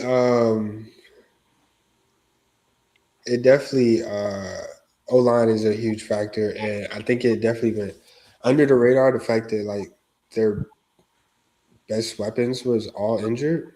Without Tank Dell, they didn't really have a shot. So Nico Collins as well. Dalton Schultz got injured in the game, and they went all season without Joe Mixon, but Joe Mixon was injured as well. So Nick Chubb didn't pan out. So With also the O line, they have to figure out if Woody Marks is going to be their future in that backfield as well. So yeah, I think that's good. That defense needs to stay as it is and just pay whoever. So I think they're in a good position as well. Um, also, oh, is it ridiculous? No, we'll get there later. Next game. Say it now. No, It's fresh on because your mind. no, because this is next game is part of the conversation. Got you. Los I Angeles see. Rams and Bears. You Yeah. know what I'm saying? It's fair to say that we all know it's Chicago. Yeah. And we know that Chicago got sent home thanks to a Caleb Williams interception. Nah, But, not you know what I'm saying? Caleb Williams letting you do that. threw the game away. Not letting you do that. Hey, Brando. I'm not letting you do that. And I'm not letting you do that. walks out of Chicago by 20-17. You know what I'm saying? They said obviously it wasn't cold enough. I'm not letting you do that. You want to go? What did I say that was personal? wrong? Did Caleb Williams not throw Caleb it? Williams did not throw the game away. I mean, Not throw the game away. I saw too much film on too many things that went wrong. It was in his hands he in early did. possession. He did. When it came down to the end of the game, it was some bad ball out there by the receivers. Let's make this perfectly clear, okay. Let me be clear. Caleb Williams' completion percentage and touchdown interception ratio statistically does not look well. Game film. There is no other quarterback that impacts his team more than Caleb Williams in the entire league. Clutch No. D. He got the clutch D. None. Without Caleb Williams, we don't get this far, and we definitely didn't go to overtime. No, that was shout out to sports gambling. No, he literally saved the game Sunday. We don't have a shot without him. And that interception, I believe, is a miscommunication / bad play call. I don't think that was necessary to even throw a deep shot in there. Like, we were chipping down. We could have got down to the field goal. Our field goal guys been solid all year. We could have rocked. We were rocking. We were driving. We didn't even need to take a deep shot. And then the miscommunication on the deep shot, I don't know who you want to give it to, but I'm not. Caleb is good at my book. Caleb didn't have to do a single thing. He didn't have to do anything else. Anything else to win that game. Ben Johnson, I can't get mad at either, even though he left 9 points on the board in regulation. But he's been gambling all year, and that was a part of my identity, so I can't knock. I would like to address the defense, okay? Specifically this play right here. On 3rd and 6, okay? Let's look at a little film. On 3rd and 6, when they got the ball back, they were not in field goal range on the 43-yard line. Yeah, I remember this play. If you notice, they're not in field goal range. If we get a stop, they either got to go for it or they got to punt the ball and give it back to us. We have 8 men on the line of scrimmage, and we have 3 guys that are not only beyond the line of game, but are almost off the screen. If me, an amateur podcaster who sits on his couch watching TV and my life is passing me by, says, hey, they're wide open. They're going to get this first down. You're too far off. Your cushion is too far off. And our cushion has been too far off the entire year. Dennis Allen, that's a part of his identity. He mixes matches, he misses coverages and everything. But sometimes he lays eggs like this. Why would the MVP front runner not take off the route and switch it up to where Puka Nacua gets a little toss and he gets 6 yards? And that's exactly what happened. We gave them opportunities on 3rd down to stay on the field in overtime. And I guess Dennis Allen got a little nervous that he had to, get another stop. And I know that's a lot of pressure. But I believe that all year, this is a knock on the entire team.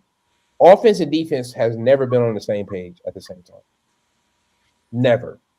We've always played half football. We've always played either we put up 40 points and we give up 40 points, or the defense plays lights out and the offense can't throw the drive. And I think it just came to fruition where we finally ran out of miracles. Great season overall, but it's not Caleb Williams' fault. I'm not gonna let you do that. I think our DBs are absolutely garbage in man coverage. Can't guard soul. And we need some defensive playmakers next year, either out of draft or in free agency, in order to have a shot to doing nearly what we did this year. I like to piggyback off what you said. And that play is a great example. I wanted to bring that up. What's wrong with these DCs? You're doing plays like this as a Panther fan. I can say it too. You're doing plays like this against a quarterback who has more experience being a starting quarterback than you do a DC. Bro, He knows he don't even have to open his eyes. He's like, yeah, yeah. I know exactly where I'm going with this ball. He doesn't make a second read when you go deep zone. When you go zone blitz, deep horrible. zone, prevent. He never goes on a second read. He Bro. already knows where he's going. And second off, like I said earlier, bro, one, I never talked trash about Caleb Williams. I always thought he was your answer. I always did. He's I always MVP. thought. I hate how y'all got him. I hate how y'all got him. Really do. Truly do. But Mm, I can't hate. I always knew he's still that guy. He did throw the game away. Bad read. So you deny it or not, he did throw it away. But second, like I said, this was the best opportunity y'all had. Y'all had the perfect lineup in playoffs. Y'all had Green Bay. Green Bay. Without the best defensive player, he's somebody you're familiar with. You're at home. It's gonna be the crowd on your back because these are your rivals that they hate. Green Bay. And then you had the Rams, who I said that secondary can get picked on by damn near anybody. If you have a competent quarterback who can throw, that defense can be picked on anybody. Now, in reverse, y'all have a defense that can get picked on damn near anybody who's competent as well. yeah. So I feel like this was the best opportunity y'all had to go to the NFC championship game. Y'all had the perfect lineup. And just, gave it up at the end. Did you ask how they can improve next year, No, no, Brandon? no, no. Well, I You're right. wanted to say no, because I didn't say anything. I agree as well with that play. That was a very. I've seen that a lot. I've seen that quite frankly. It happens quite frequently throughout the NFL. I've seen it where third and short, fourth and short, whatever, and they're playing behind stakes. Not only that, they blitzed the guy who was covering Puka Nakua. What's this? Yeah. You It, blitzed the guy that was covering Puka. That was silly in itself. That was like Indiana sending a corner blitz with Pond. Why? It Why is. did you do that? that makes sense. And it's unfortunate because Dennis Allen was coaching a great game pretty much up until that drive. Yeah. He was doing a great job, you know what I'm saying, neutralizing that offense. I almost thought because y'all was winning at halftime and then y'all offense shut off. I was like, oh, maybe they need to let the Rams go up to get some motivation. I don't know. But yeah, Caleb Williams, I thought he had it in him, because the play before the pick, he picked up the QB sneak. He's staring in the camera, juiced up. You feel me? I was like, oh, he's about to have a moment. And it went left. I think it was a lot of people that fought for that interception. DJ Moore, no effort. Caleb Williams definitely could have placed the ball better. But yeah, Eric, you just said that this was the Bears' best chance to get to the championship game. Do you not see the Bears being better than what they were this season? Do you not see, like, you know what I'm saying? You think this season was a fluke for them?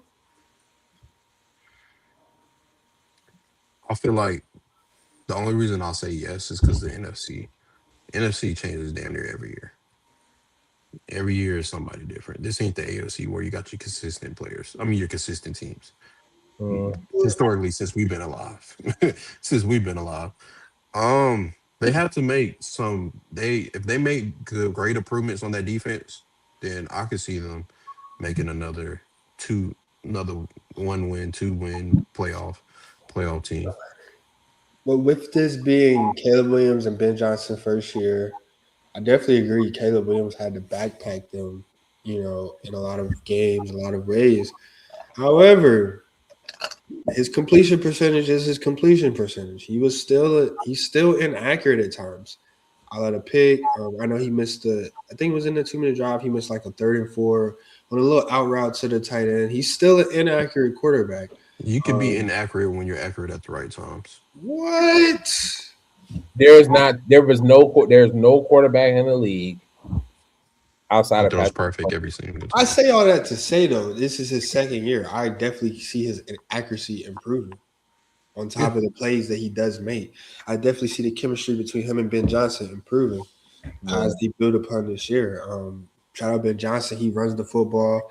Menanji was a rookie last year. Swift stepped up. I think that's a great 1-2 punch.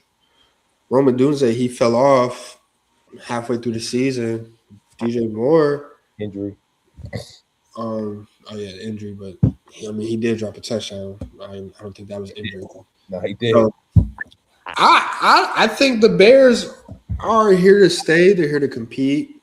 They got over the Packers hump this year, going 2-1. I think that was very big for them, regardless of who was playing. I think that was very big for them. And then Lions, they're hiring the Cardinals offensive coordinator. I don't see that boding well for them.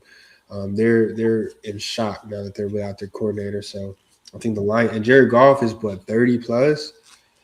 So I think the Bears are here to compete for the long haul. I definitely still think they do need improvements defensively in the back end, but I think they're gonna have more shots at the title run. I definitely concur with that. I agree. I saw a lot of good things. Being in the same division as them, I was proud of how I see them boys perform. Now, defense, I definitely want to see a few pieces pick up there. Offense, all I say is you got to keep your boys healthy.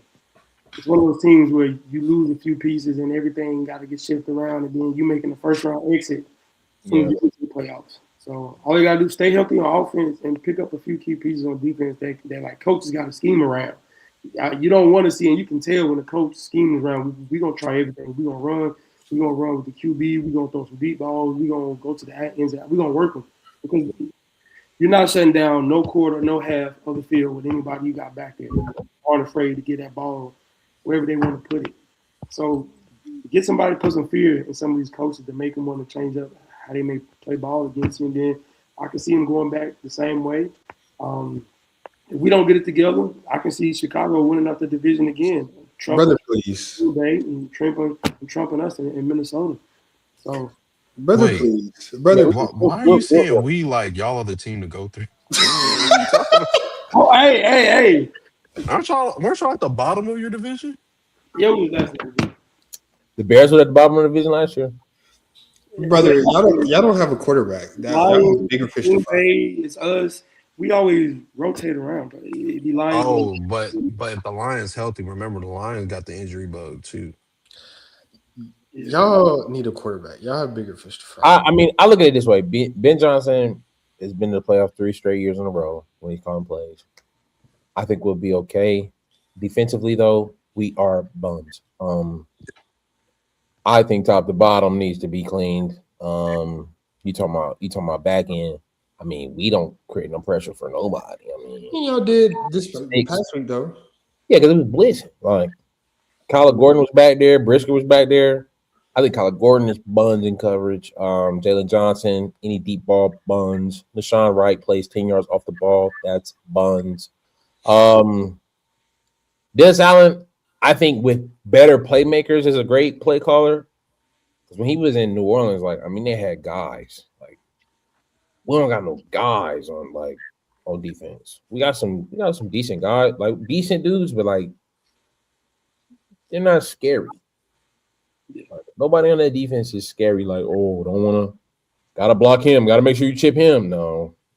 Oh, you don't want to throw it his way. No. Yeah. So Diggs back there deep balls all day. You know what I'm saying? Like we get a couple guys that. What did you say, Jeremiah?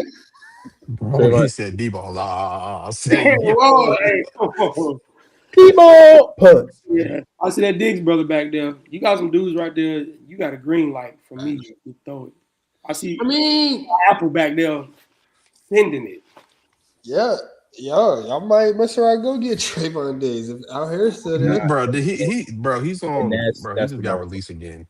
He's done for. Bro, he's seen his best days with Al Harris. I wouldn't be surprised if he went back there. But we got big conference championship games this week. What can we expect this weekend, man? I guess we can start with NFC. I don't know what's going on. I mean, AFC is AFC, but we got Rams Seattle rematch for the third time this year. How are we feeling about this game? You know, after Seattle's dominant performance over the 49ers and the Rams scraping by the first two rounds. It's a Give me one-sided Seattle game. by 2 touchdowns. Wow. 15 plus on the spread. 15 plus put up. But I'll actually put money on that this week. Win margin. Nah. Not a close game. LA got it, bro. Yeah, you smoking. LA, bro. What do they say? What wins championship, Preston? Defense. LA ain't got none. I look at it this way, bro. The Rams just ain't have to play a defense yet. If Matthew Stafford is given a chance, the Seattle Seahawks don't have a chance, bro. I mean, like, because there was some, like, although the Rams looked iffy, the Rams kind of kept us in the game as well. Like, they could have ran the inside run for the rest of the second half and would have won the game easy. But then there were certain plays where they took the ball out of Matthew Stafford's hand on third down, where they should have just gave him the ball to make a great play, and they didn't do it. So it's like, if the Rams are like realizing like what works for them, I think they're unstoppable on offense. Yeah, because their last drive before the regular, they ran the ball. Yeah, they ran the ball. Matthew Stafford didn't even throw once. Didn't throw once. So it's like, it's stuff like that where it's like, I mean, they had an opportunity to win the game early on, and they just didn't do it. And I would love to see Sam Darnold test it, and I think it being a division opponent kind of evens the playing field a little bit. Like, Seattle was very dominant last week, but the last time they met, we saw a very, very interesting game. Yeah, come on. I think it's gonna be interesting as well. Seattle should win, but I got my bank on Matthew Stafford for sure. And not only that, I'm bro, gonna be. like, Go ahead. let's remember, right? Seattle's success. Now, granted, I don't think Sam Darnold could have threw that game against the 49ers away. Again, I think 49ers just ran out of gas. But Sam Darnold record against the Rams is like his stats against the Rams is pretty subpar. They're pretty subpar. And like Pete said, bro, they had a very I've never seen nothing like that. You know how they got the job done. I've never seen a play like that. The helmet 2-point conversion? That's not happening again. What are we talking about? That is not happening again. So Sam Darnold, his stats against the Rams, I think the Rams have his number, and it's definitely that's why I'm going to favor the Rams because of Sam Darnold. Well, And I'll also favor. Oh, go ahead. But no, I got Seattle by a long slide. But what I can say, and I'll give LA their credit. Data analytics has done a lot for a game of football for the last 2 years. When coaches saw how efficient screen passes were, they've been running it out the wazoo. When coaches find out how efficient going forward on third and fourth down in long and short field positions, with 4th and 5, third and 10, they're not doing the ball. They're trying to find something. Data came out showing how efficient it was to go for it on fourth. I'm giving LA credit by the fact that they got some gutsy play calls and has been at the end of all those play calls where they're giving him the go and he's catching that ball. So I give LA that they're going to put up a good fight. But I think that this is a possession game where the least amount of turnovers and that one extra possession that I think Seattle is going to have is going to be the reason why they take the lead and they don't. And LA can come down and score, but it's going to be a back and forth. Yeah. But the play calling on short field positions on third and fourth down by LA is what I give them credit for. It keeps them in the game. Like I said, I think Seattle wins on their possession. So if they do turn the ball over, if they do go 3 and out and they give it back to Seattle, I trust the kicker. I trust Sam that they're going to do something with it. So there may be a 10-point difference by the end of the game going into the fourth. And I'll tell you this. Y'all talk about Sam. My bad. Y'all talk about if Matthew Stafford has the ball last in his hand. I promise you, this Seattle defense is not playing prevent. They're not playing off. They're playing press man if it comes to that situation where Puka Nakua can't get open and Devontae Adams is too damn old and slow. They're not giving them no leeway. Again, this is a team that thrives in playing man. They're not going there. They're not they already seen two losers do it. They're going straight man where they're good at.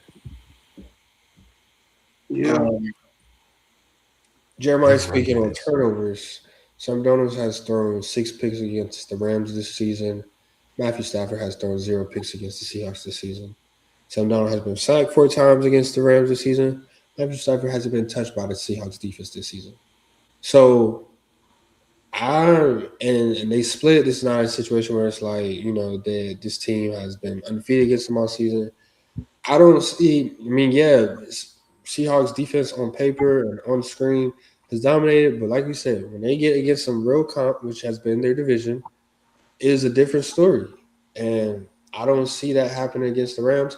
Like Pete said, the Rams, and we've said it all season. Like the Rams, Achilles heel has been play calling consistently throughout the game. Yeah. And Sean McVay acknowledged that. He at least acknowledged that. He was like, yeah, I didn't put us in the best position to win, but our guys still got it done. And so with him acknowledging that, I'm definitely going to bank on the Rams to win this game, alongside with the fact that what I've seen from the previous 2 games and Sam Donald. Yeah. I mean, this playoff series done showed who got bad gambling addictions. So, whoever got to be somebody that old, I feel like will come out the win. Because if Marcus Stafford, if he owe a lot of money, you're going to see some cheese balls. Like, there's going to be some picks. There's going to be some loose fumbles. There's going to be some crazy turnovers that we see. It was supposed to be Puka. This man done hit the inside, knowing that wasn't his route. He late the throw. He overthrown it on purpose.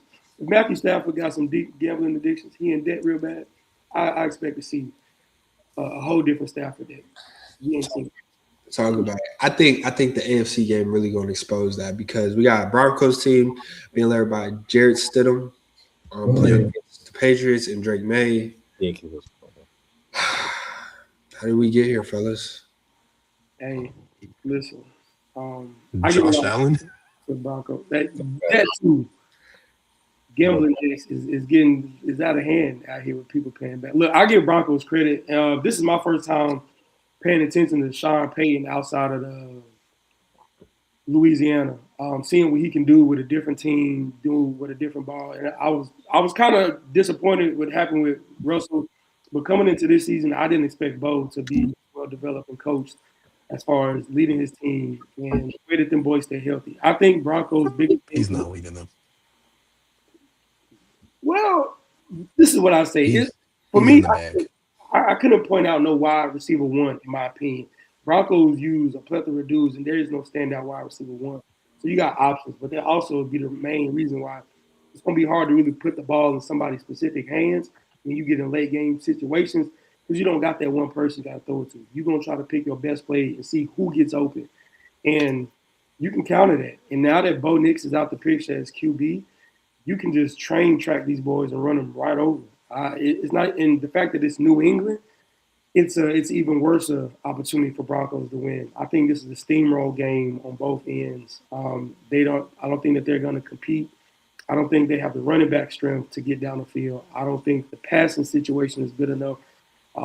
They may do well on some first downs, but do I see anybody throwing a touchdown pass in this game? No. Do I see picks getting thrown by Stidham? Yeah. 0 touchdown passes, 2 interceptions. Yeah. I just don't see them boys dominate on anything. Spicy. Real spicy. Yeah, bro. A backup quarterback sounds good. I mean, we've seen Nick Foles do it before. I do believe that the Patriots are going to handle business. Shout out to the Patriots for getting back to the Super Bowl. Simple as that, man. I think, as I mentioned earlier, Sean Payton, the way I see the offense, I don't think he's ever put too much on Bo Nix. So I don't see. I see him. He calls a very conservative offense, in my opinion. So I don't see them having to alter too much for Jarrett Stidham. Um, for Stidham, should I say? So I think the offense is going to be Stidham friendly for the most part.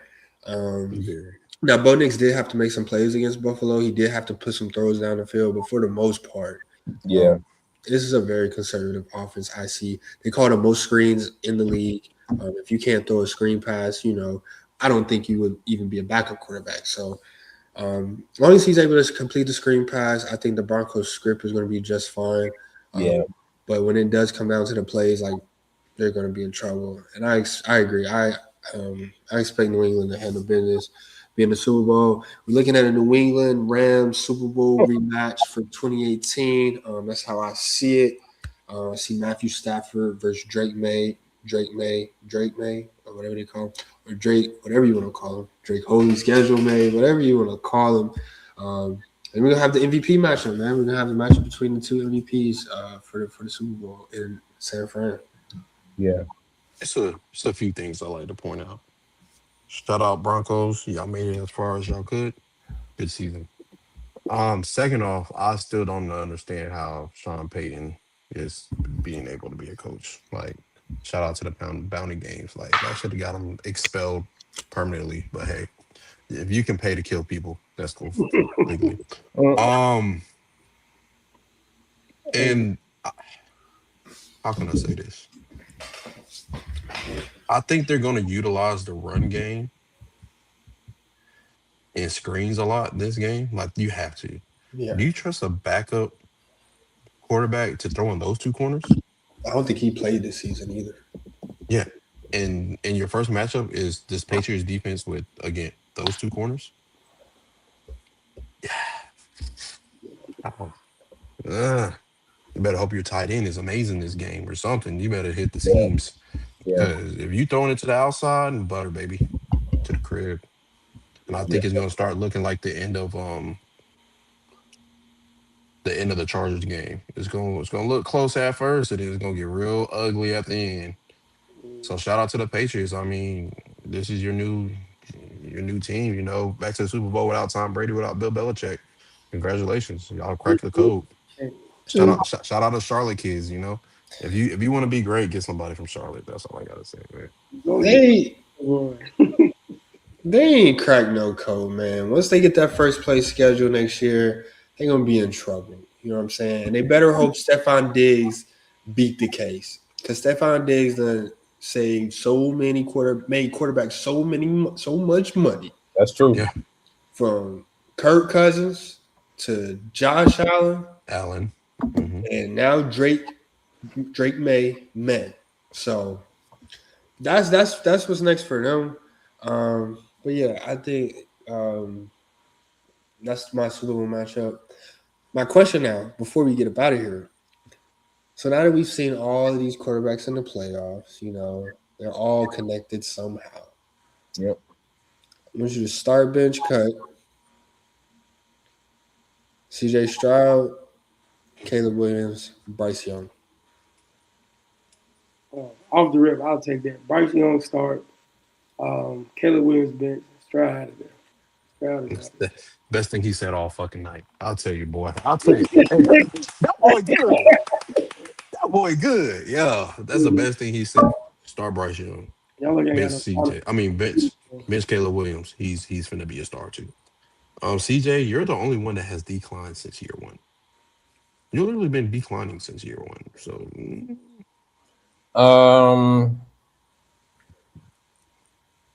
I don't think I disagree with Bryce, Caleb, CJ, because I think if you give Bryce Young weapons like Ben Johnson and DJ Moore and Roma Dunza, Coastal Loveland, who didn't catch, he didn't drop a pass until Sunday, but whatever. yeah. Cole Kmet, I think Caleb Williams has the best. He had the best scenario this year. Yeah, I think Bryce is more accurate. So for now, I think I'm gonna go Bryce Young, Caleb Williams, CJ Stroud. CJ Stroud, bro. Like I really hope we like turn around. Yeah. I mean, from the bottom of my heart, because it's gonna hurt. But he's got. Because Wow. CJ Stroud had Nico Collins, Tank Dell, Schultz out the rip. Bryce Young had DJ Chalk. Very interesting. I'm taken aback at Oh, my DJ fellow Chalk. panel members here. But I don't agree with that at all. Um, these guys are all still young. They have all shown flaws.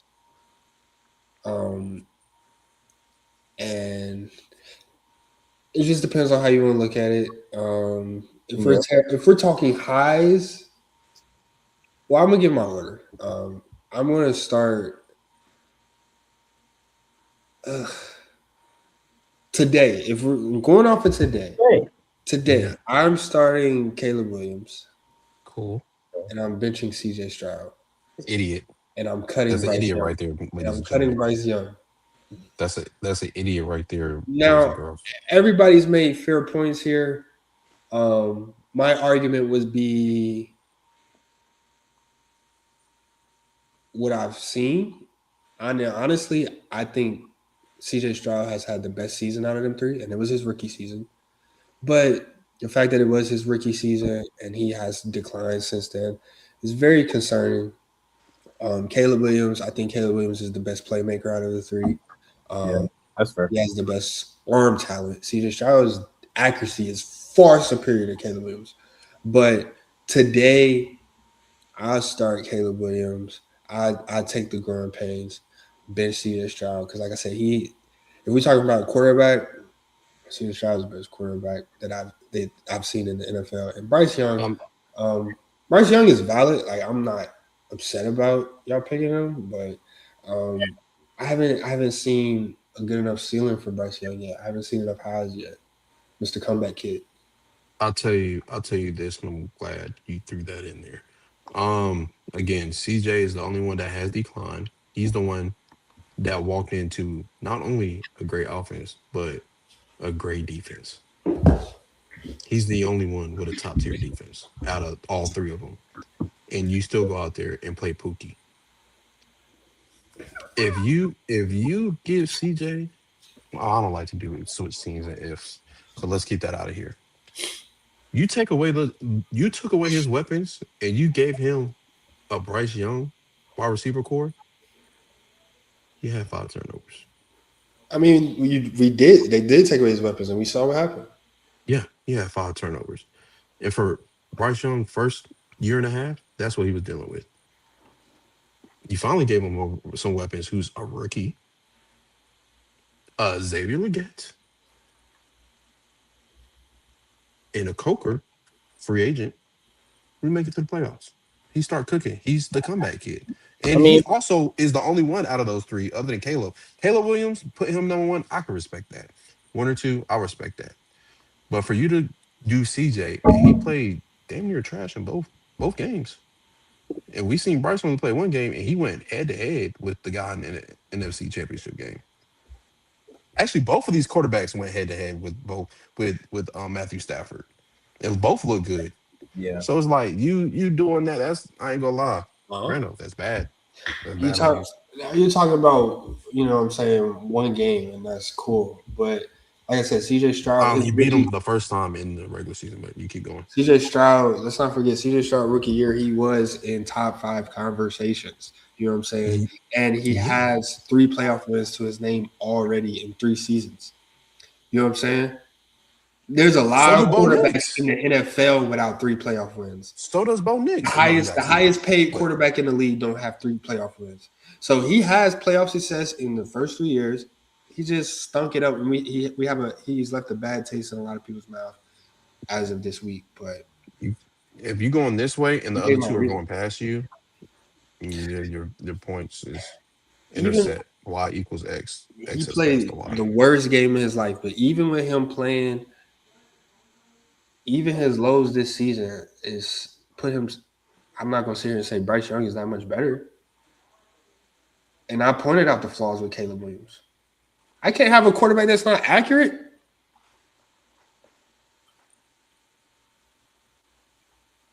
I mean, Caleb Williams has the most talent, the potential among the three. Definitely with his damn speed Um, too. I just think depending on where you put these guys, I would love to see Bryce Young get an opportunity to have the weapons.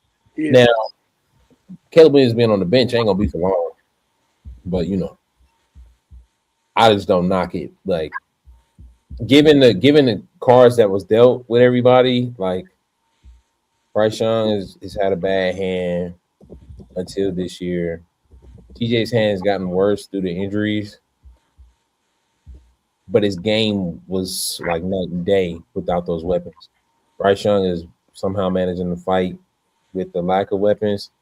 And Caleb Williams, now that he has a coach, I mean, we're gonna see him get better and become potentially the best quarterback in the league. Whoa.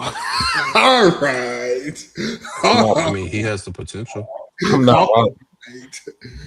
Yeah, he has the potential. Really not wild. Like Best quarterback in the league. So this is like when he like he has 30. potential. Yes. Once he's 30, once guys have fizzled out, right? Well, no, I mean that can happen soon. Like right now, the top QBs are on a big decline right now. Patrick Mahomes, Josh Allen, Lamar Jackson, all these QBs, the situation ain't looking good. You can come in and beat all them stat wise. Maybe not on the ground for some of them, but you can lift your team up to be above all three of them in the next couple of seasons. And Caleb can be looking like a dominant top 5 QB easily if these other teams don't pick it back up. If we see Lamar stay stagnant, if we see Patrick Mahomes don't pick up nothing and they don't try to figure out a new game plan, Yeah. Allen, it doesn't go well with the new head coach and he doesn't leave the locker room. All these top QBs, Stafford and all these other QBs, Golf, if they don't come in and pick up where they don't drop the ball, I definitely see Caleb stepping into a top 5 conversation and leading the league and probably touchdown and passes because the offense can only go up from here. They already got everything they need to dominate. Swift stayed healthy for majority of the season. He was able to come in. The pass game was good. You can come in and dominate with who you got while everybody else is still trying to pick up some pieces that they left off. So I definitely think it's possible. I mean, that's what he was drafted to be. Number 1 pick from USC, Heisman winner. He was drafted to be the best QB in the league. Fingernail painter. Now let me stop. Yeah, man, that boy Lil Wayne said, y'all lost to a Negro that painted his fingernails? Yeah. Trash! Try it. It's Chicago, man. But that's a good ball, man. We're going to wrap up 148, man. Appreciate you joining, Jeremiah. We'll see how the games go this weekend. We'll see y'all boys next week. Yes, sir. Appreciate y'all inviting me on the Bearded Boys community. You know what I'm saying? We here. Bearded Yo. Boys. End it. Let's go. The fall off is inevitable. No cap.